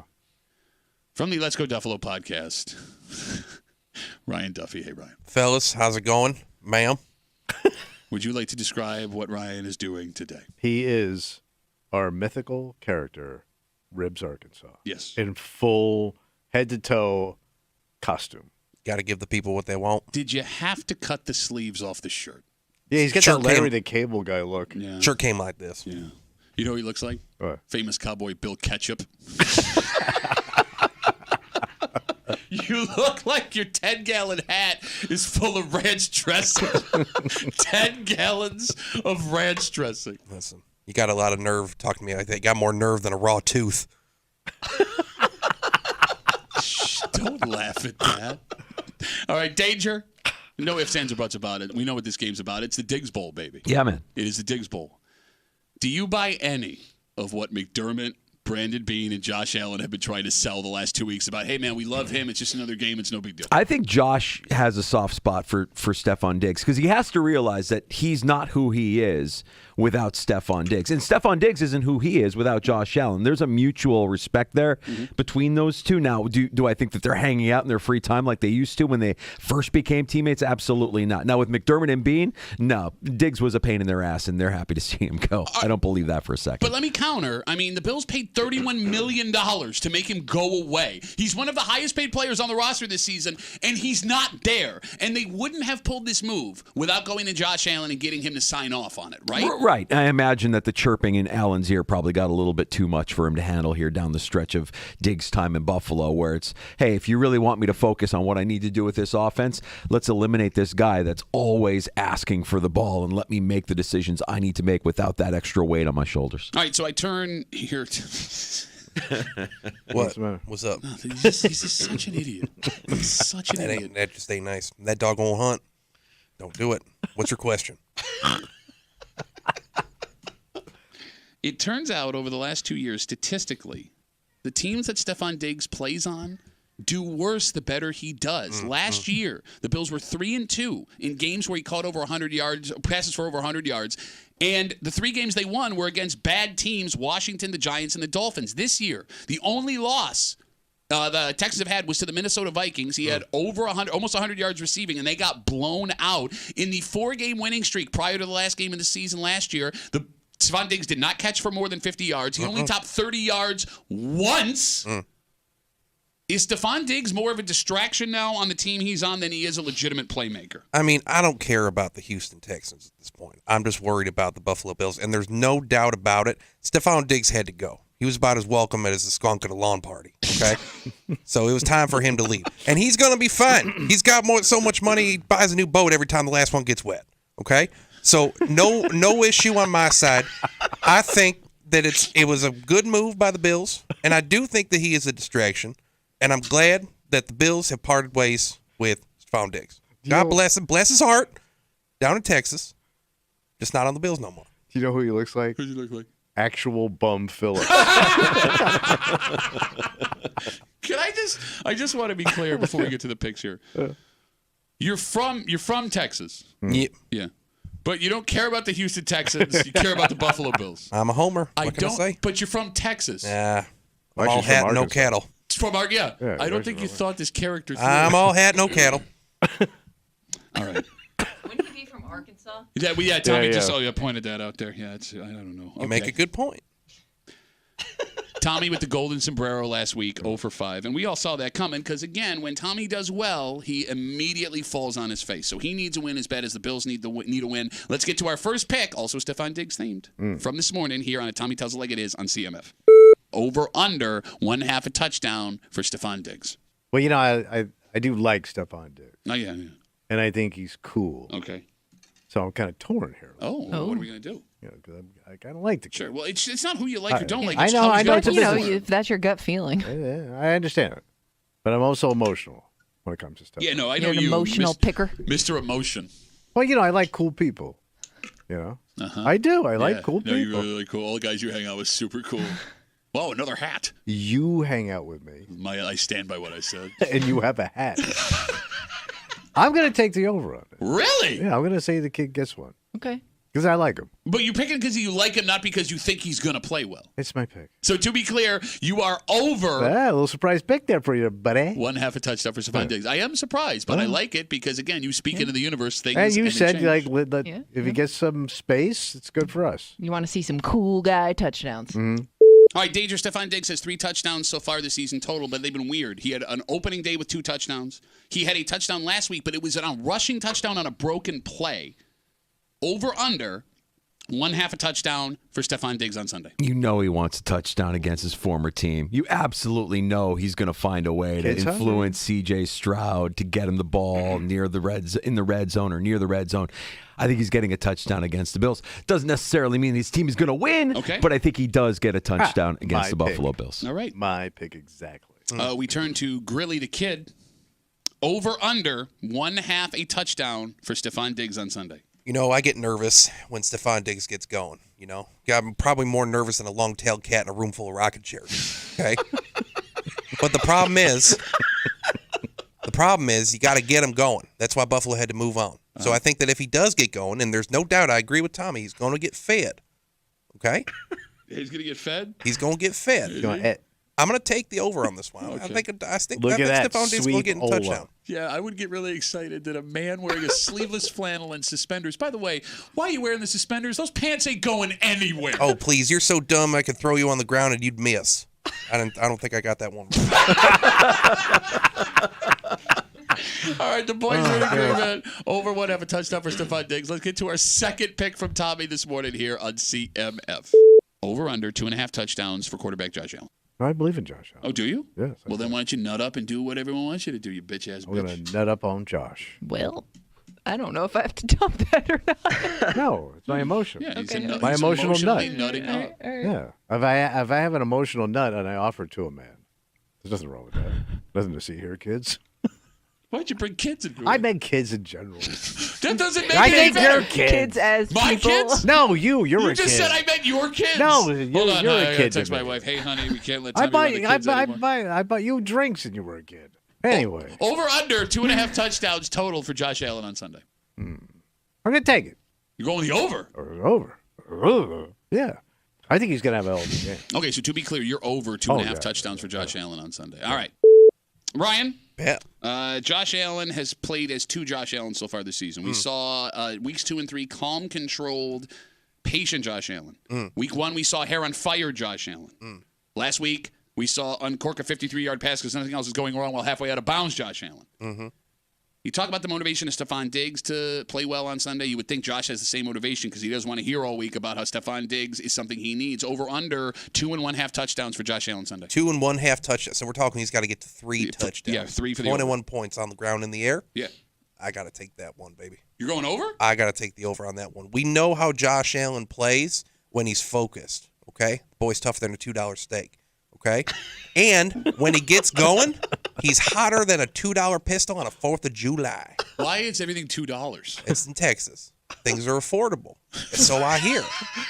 I thought everything was bigger in Texas. It is bigger. The price, the discounts are bigger in Texas. Okay. So to be clear, we get everything wholesale because wholesales are bigger. Wholesale places, BJ's, Costco. I got it. You're over Sam's Club. Okay, so you're over 2.5. I'm going to take the over on this one. For Josh. So that's too sweet. Yeah, but again, I don't know why you're excited that is agreeing with you. He's got all those quick comebacks. They're Yeah. very good. These picks are finer than a frog's hair split 4 ways. I hate what we've become. And it's our own fault. We've created this monster. Yes. Let's turn to Danger.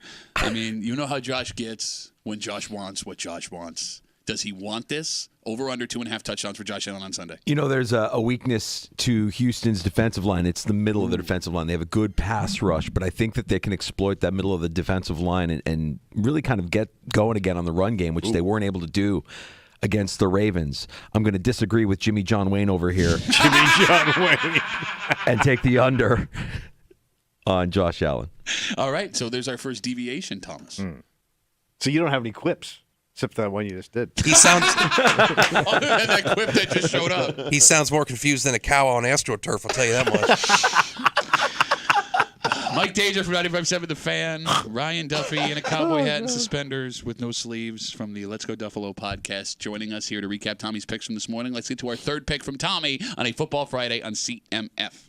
Over under 55 yards receiving for Bills wide receiver Keenan Tell me Cole. this kid can get 55 lousy yards. He's actually never gotten 55. Why he do? Never. I'm sure he did when he was down in Florida. Yeah, playing college ball. No, like everybody in the NFL was It's usually really why good. they get drafted. Yeah, that's how So that he has it in him. No, I don't think you're understanding. Oh, What we're yes, I saying. don't think you understand. Let me explain it to you how wouldn't be in- running works. It's 1 foot in front of the other. Catching, actually. And you have to catch the ball. Understand? Catches are very tough in this league. You wouldn't. Why? I'm going to eat all the French fries in front of you right now. Are you doing Barney Rubble? I don't know what you're doing here. Doing you talking. You talking Rubble while mouth. eating French fries. Gotcha. All right. Over under. What was the question? 55 yards receiving for Bills rookie wide Of receiver. course he's going to get it, man. Josh is going to feed this kid. It's going to be a celebration. What I know. I mean, look, Keon Coleman Danger is playing the way you would expect a rookie wide receiver to play. And he's had some shining moments. He dropped what could have been a touchdown pass last week. But it looks like Josh and he have figured out that whole rebound, back out, easy money corner throw. Over under 55 yards receiving for Keon Coleman. I don't know that Keon Coleman was brought in to be a Stephon Diggs replacement. He feels like he was brought in more to be a Gabe Davis replacement right now. And the Bills showing interest in Devontae Adams kind of lets you know that they still wish they had that true number one, that alpha wide receiver. I'm going to go under on this one. I think Keon's having himself a decent start to his rookie season. He's not there yet, and it might progress here through the course of the season. 58 feels a little high. This is why you're not on the air today? Let's turn. Sabres. Let's turn to can't stay on a diet herb. Burp and Erp? Burp and herb. Over under 55 yards receiving for Keon Coleman. 55 yards. Come on, man. That's nothing. That's a drop on the pan. And I don't doubt that Texan secondary is going to be playing Keon Coleman tight. Probably tighter than a bark on a tree, okay? But I know that Keon Coleman's got that footwork going, and I think he's going to get them so crooked that they could swallow nails and spit out a corkscrew. I'm going to go over them. I'm going to take the over on that one, 55. This is the part he was born to play? Yeah, no, absolutely. It's unbelievable. I'm fixing to do it, baby.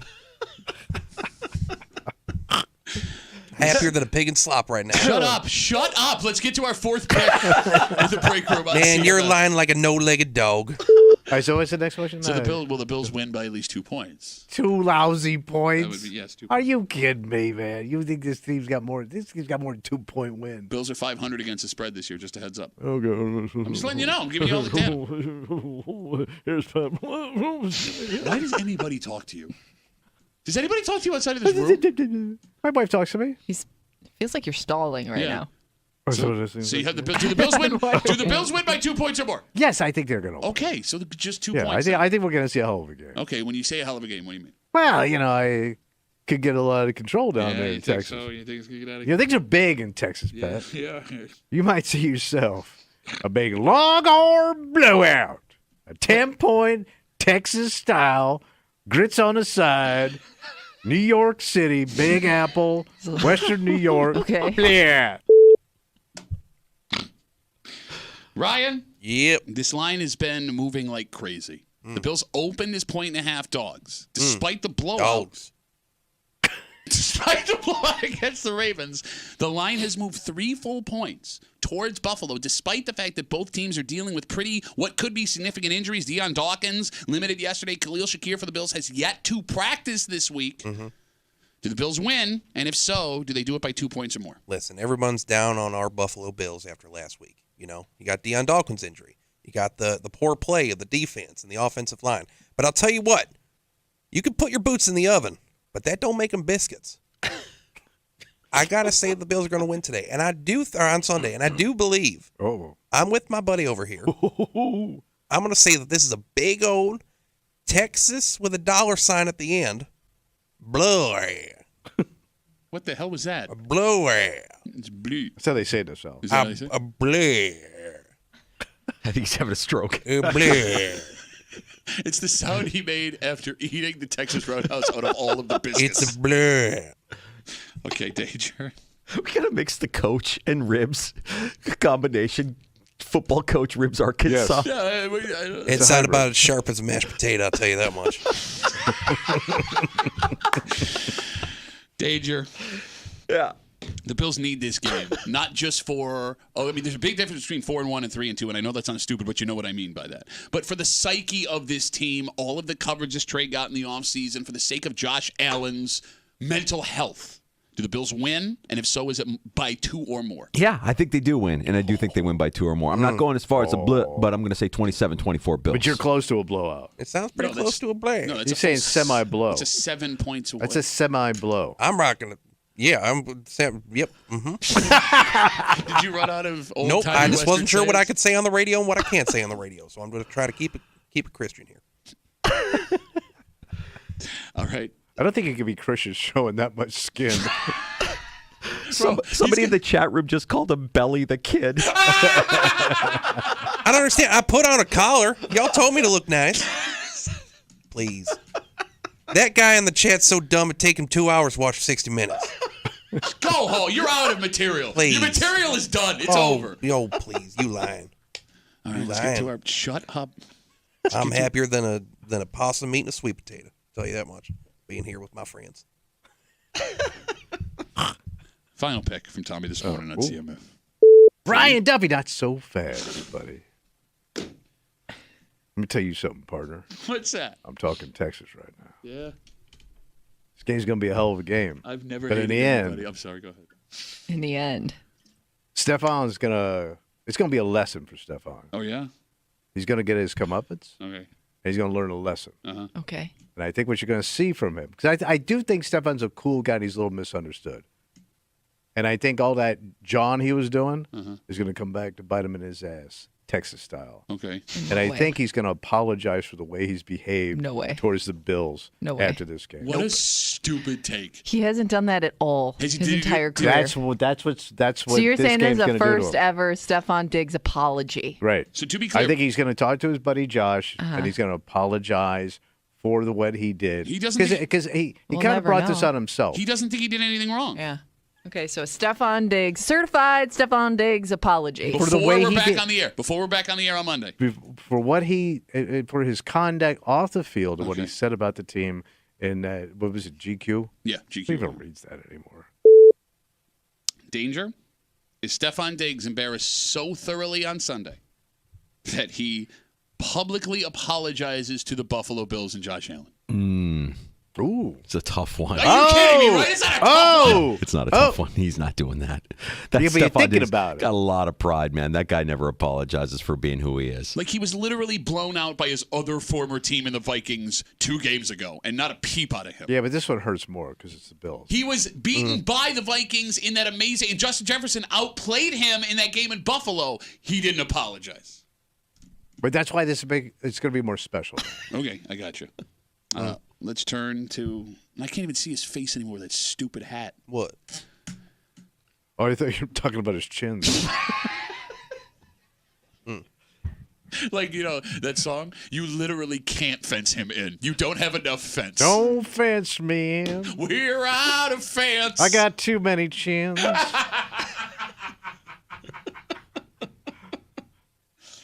Ryan, Bet. does Stephon Diggs get beat so bad and humbled so much that he apologizes to the Bills after the game? I don't know. This is a tough one. I've been on your side this whole time. So I did the chin thing. I think a lot of people are going to say that's a dumb take on your part. They're probably going to say you couldn't pour water out of a boot if the instructions were on the heel. But I like I like the way you handle yourself. Ooh, and I got to stick with my own on this one. I'm going to say that at the end of the game, Stephon Diggs in his press conference, because he's going to talk, he's going to say that he's sorry for the way that things ended with the Buffalo Bills. That's not the bonus pick. The bonus pick is he apologizes. That is an an apology. No, see what you're doing? That is an apology. Kimmy, we need you. He's saying he didn't like we said certified Stephon Diggs apology. Yeah. We didn't say what he would say. What are you doing? So now what you've is opened the door. Okay, yeah, but if we get any apology from Stephon Diggs, Mike says if he gets something like that, that'd be amazing. Yeah. Because he doesn't do this. I'm saying like any apology counts because I don't think you're gonna get it. We're not going my There way it is. today. There it is. We're winning this on a technicality.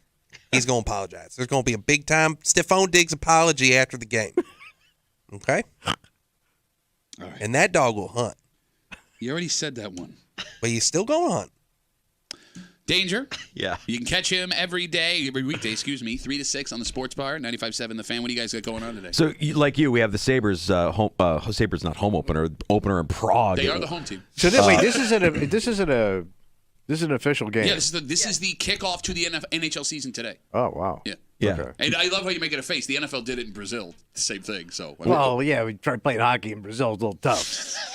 We're going to disappoint all the Sabres fans at 3 o'clock when we cut away from that game and join they're the sports taking bar. the Sabres game off for your jackass? No, 3 o'clock. We're at Three Heads Brewing on Gotcha. Atlantic Avenue. We're doing Friday Football Talk live. So we invite you to come out and hang out with us from 3 until 6. We'll be out there, Gene and I, until 6 talking Bills, and we'll be talking some fantasy football with Andy Behrens from Yahoo Fantasy as well. The guys at Three Heads are awesome, so that's a reason to go. Oh, absolutely. Yeah. Absolutely. Just because of that. Yeah, exactly. Maybe the beer as well. Ryan? Yeah.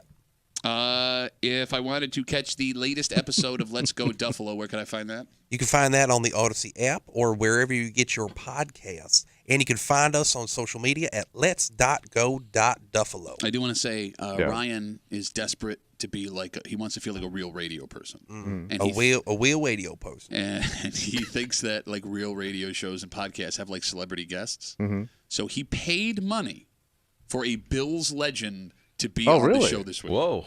He paid money. Someone's got to put effort into this show. He paid money out of his own pocket. Wait, to do what? I'm going to expense it. Oh, okay. Don't worry about me. I'll be fine. The only way to find out which Bills legend it is to download the Let's Go Duffalo Oh, podcast. so he's on your show. He's on. Yes. Yes. Being interviewed. Yes, he is on the show. Wow. And it's a big celebrity. I mean, it's someone. If you're a diehard Bills fan, when you hear this voice, you're like, no way. Really? But he paid money out of his pocket, which might be illegal. All right. I'll report it.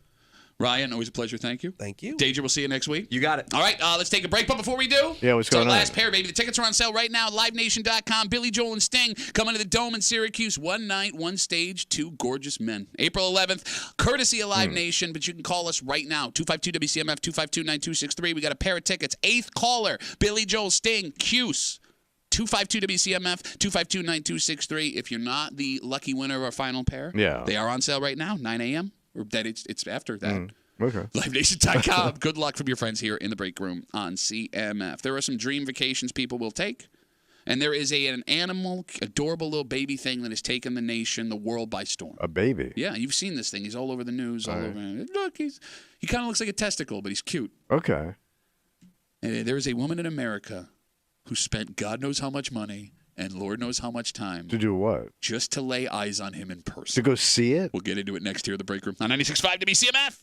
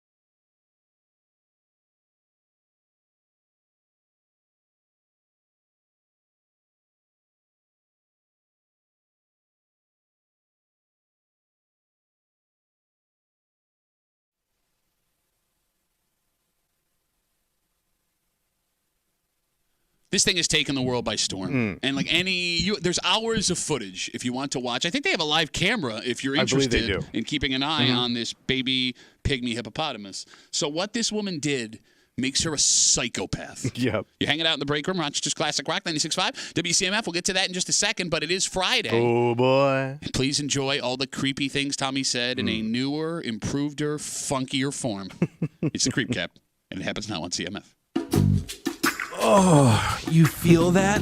That's the creep running down your spine. It's the Creep Cap on WCMF. You don't even know how to work FaceTime on your phone. Every time you use it, it's just the bottom of your chin. No, that's your mom. Oh, we had that FaceTime. I'm going to ask Kimmy a question. Downstairs FaceTime. Shut. That's not FaceTime. That's downstairs time. Somebody's face was down there, baby. Shut up. Ate the whole thing. They came up with a zero gravity catch rig that Neil and those guys used. Oh, I remember that audio they had from when they used it the first time. One small bag for man. One for mankind. Neil, I'm sitting here with Pat right now, and she said she'd be more than honored to wash that catch rag out for you when you return to Earth. It can't be this many people that are sleeping in this. In this? Well, like we've had an argument about pajamas versus naked. Oh, I thought you were talking about your mom. A lot of mud there, baby. Man has been arrested after cranking one out in his car. Carjacked. You know why it happened? Fast and Furious. He didn't have tinted windows. Gone in 60 seconds. Especially back in the day with T-tops and sunroofs, they saw everything, man. They saw so much whapping and flapping going down 95. I took this chick out to see The Hunt for Red October. And then a little finger session in the parking lot and up to the beach. You didn't have to include that. Sean Connery will do that to you. Oh, you brought your fingers to a diddling game. Just like the grandfathers before you. Listening to the rock and roll. Bro, first of all, I got a super strong neck. I have good neck strength. No, you don't. That's your mama. She squeezed. For God's sakes, man. That's what she said. It's so good to be a creep. There it is, a Creep Cap on CMF. So you guys are familiar with Moodang? Sure am. I thought that brand broke up. Right? If you live underneath a rock, Moodang is the baby pygmy hippopotamus that was born in Thailand a couple of weeks ago. And Moodang has taken the world by storm. It is the cutest damn thing. Very cute. Which I don't understand because it looks... It's one of those ugly cute situations, I think. Absolutely. It looks dirty. Well, it like looks sexually dirty. Yeah, okay. You know what I'm saying? Like a sex toy? It's not like fluffy and cute. It's like kind of slimy looking. Right. It's what I imagine one of my testicles looks like if you took it out of my sack. Okay. So, as we said, there is hours of footage of Moodang just being a baby pygmy hippopotamus. Right. There is a live camera you can watch Moodang on 24 hours a day. Yeah. And this zoo in Thailand has been making a fortune off of people making the pilgrimage to see Moodang. However, the most insane story you will hear today, it looks like an American woman named Molly flew to Thailand only to see Moodang in person. Like, get off the plane. Took the trip. Yeah. Oh, my God. For just baby to see hippo. this baby hippo. For the baby hippo. So the flight from the U.S. to Thailand. Where did she fly out of, like, New York? I don't know. But it's an 18-and-a-half-hour flight. Okay. All right. Yeah. She flew coach. Not comfortable For 18-and-a-half hours to go see a baby pygmy hippopotamus in person, and that was the only reason she went to Thailand. Yeah. I think she kind of went there, turned around, and came home for the most part. I get the impression based on the post that I'm At reading. least have a bowl of noodles, relax for a few minutes. Well, what else are you eating there? I don't know. Well, we did find out they have cheese in Asia. Did they have cheese in Thailand? Yes, they have cheese. Don't say this because now we're going to find a body from 5,000 years ago that's got Thai cheese on it. Yeah, you know, they got that martial art they use. What's Tai Chi. Tai cheese. Tai Chi? Yeah, they just get you with strings of cheese. Strings of cheese. So putting aside the fact that you flew 18-and-a-half hours. Right, and you're a nut. God knows. Can you Google what a flight to Thailand cost, Kimmy, from, let's say, Rochester, whatever? Okay. And that it had to be one of the most uncomfortable experiences of your life because it's 37 hours round trip. Right. And a hotel. Yeah. Also, isn't it like flying to Thailand? Don't you kind of people don't they kind of look at you sideways when you fly to Thailand from America sometimes? Well, if you're an English rock star. Like I It is known for its sex trafficking. yes, I kind of thought Thailand was one of those places. It's like, wide open. Yeah, unless you had like legitimate business family If you're reasons. I will say this: it's more on the guys than the gals. Okay. If you see a guy my age sitting on a flight and you go, "Where are you going?" Hey, just in and out of Thailand. Go see that hippo. Yeah, that's my story. And I'm sticking to it. Yeah, that's a perv. So here's the thing, because I would like to see Thailand. I find that like the whole But yeah, idea of yeah. it interesting. But it's also pervy. Yes, yeah, that's what I mean. Like even if I had the money and the time, You I don't want to wouldn't- look. No, a No, certain you way. have to go with your family. Well, even with my family, like I don't know, what are they assuming I'm doing with them? Going to Thailand? I don't think it's that bad. I do. How many people you know went to Thailand? One actually taught English there. Is that what he said? I don't know. You know him too. Oh. Yeah. Kimmy, what's a flight to Thailand cost? You're not getting there for under 1,600. Holy crap! But that's, I guess, if you leave Saturday. So take that for what it is. All the good hippo spots are taken by then. So you're at least minimum between flight and hotel. And this is 2 stops, so it's Wait, a 2 20. stops? Yeah, so it's a 26-hour travel time. And that's one way. Yes. You That's just to know get those there. stops suck too. What are you talking about? Because you can't do it. It's probably like a cool place you can't get out of the plane. Yeah, for. oh yeah, you're probably right. Hey, welcome to Hawaii. Sit here.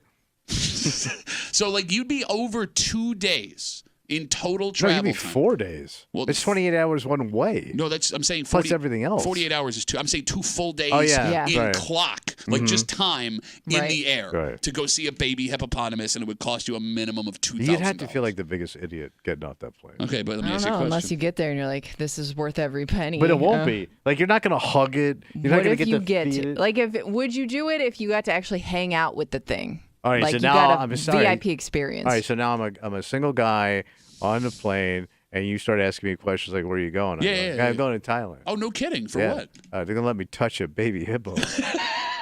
That's the least creepy thing you could be doing in Thailand. No, I'm telling you, even for a VIP Mudang experience, Yeah, I you ain't can't doing it. justify that. Yeah. How long And there's would- always like another animal that comes around. Like I think that have you seen like Pesto the penguin recently? Have not seen pesto. So- Why would you name a penguin after an Okay. Italian seasoning? So it's one of those empire penguins. Okay. And it's a baby, but it's already bigger than the other penguins. Wow, it's a freak. So it's like this giant fluffy penguin, but it like has like baby behavior, but Oh. it's huge. But that's like the next viral animal. My point is, Yeah, some she's viral right. animal is going to come around again, like closer to you. Maybe you wait and find that one. Yeah, what if we have one of these pygmy hippos in a year from now here? Yeah. Yeah, like the And Cincinnati she could Zoo. have drove to it. Right. No, I mean, and I think that's the reason why you don't make this investment, because a trip to Thailand is a once-in-a-lifetime But experience. it's a very right? interesting country Yeah, absolutely. to explore. But like, if you're only going for the hippo, and people go, "You went to Thailand for what?" In 5 years, and you go Mudang, people are going to go, "What are you talking about?" Right? We're going to forget about this hippo. Yes. And if you didn't, you still look like an idiot. We come back, we wrap it up, we get you ready for what's going on today and this weekend. Next here in the break room on CMF.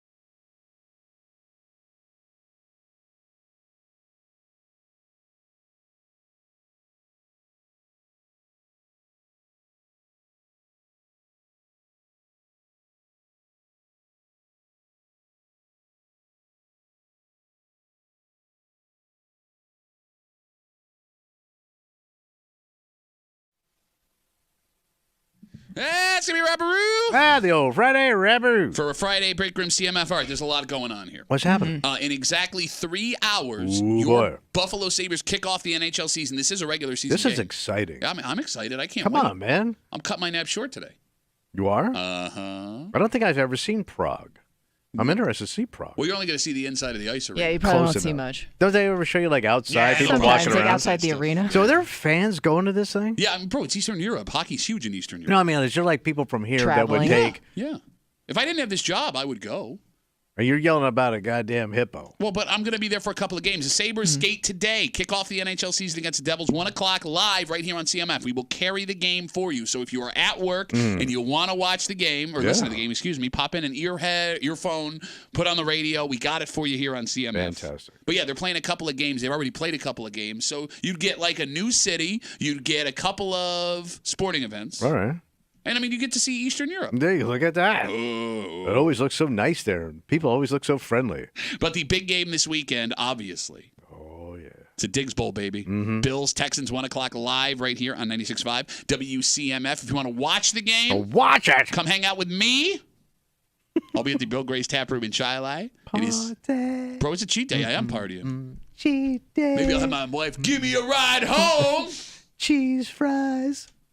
No, you let the fries speak for themselves. You don't need to cheat. They're good fries. Bill Gray says Well, good you fries. would pass I up know. on cheese fries? Who turns down cheese No, fries? there are fries I'll put cheese on. I'm not going to put cheese on No. Bill Gray's Oh, yeah. fries. No, what do You never turn down Any melted fries cheese. get better with cheese Not on Bill them. Gray's I fries. would never turn down melted cheese on anything. Like we're talking loaded fries, like cheese, bacon. No, I want the fries the you way could they pour are. Get cheese out of my on face. anything. Really? And I would eat it. Get the hell out of here. Well, I got this new business. What is it? It's called Cheese It. So where do I? That already exists. No. It's a special. Yeah, copyright. Okay. Infringement. Well, I'll see you in court. Change your name. Make a better name that doesn't already exist. Your business has already been shut down. Why would that company have a through problem? litigation? I don't understand why the company would have a problem with what I do. So I'm looking for a delicious cheese. Okay. I will eat it on any melted cheese on anything. I got you, bro. I will put it in my mouth No, and I enjoy it. I got a kiosk. Well, where is this mystical kiosk? It's in the men's room. Oh, really? What's it called? It's called Cheesy Pats. It's called Uncle Pat's. Close your eyes. I'm about to give you a mouth Pat's is already face taken too, actually, full now of that I think about it. cheese. Okay, you ruined the bit. Excuse me, I'm a copyright lawyer. I'm just saying, like of all the cheese names, I don't pick something actually- that hasn't been used yet. I don't actually have a cheesy dong kiosk, Kimmy. There's your name. Thank you. We got to get out of the way. For Kimmy, who you better not try and pass off a business that already has a business name, even if it involves your cheesy dong. For Tommy Muley, who I think opened for Cheesy Dong in the late 80s. I wish. My name's Pat Duffy. We'll see you Monday morning, post-game Monday, here in the break room on 96.5 WCMF.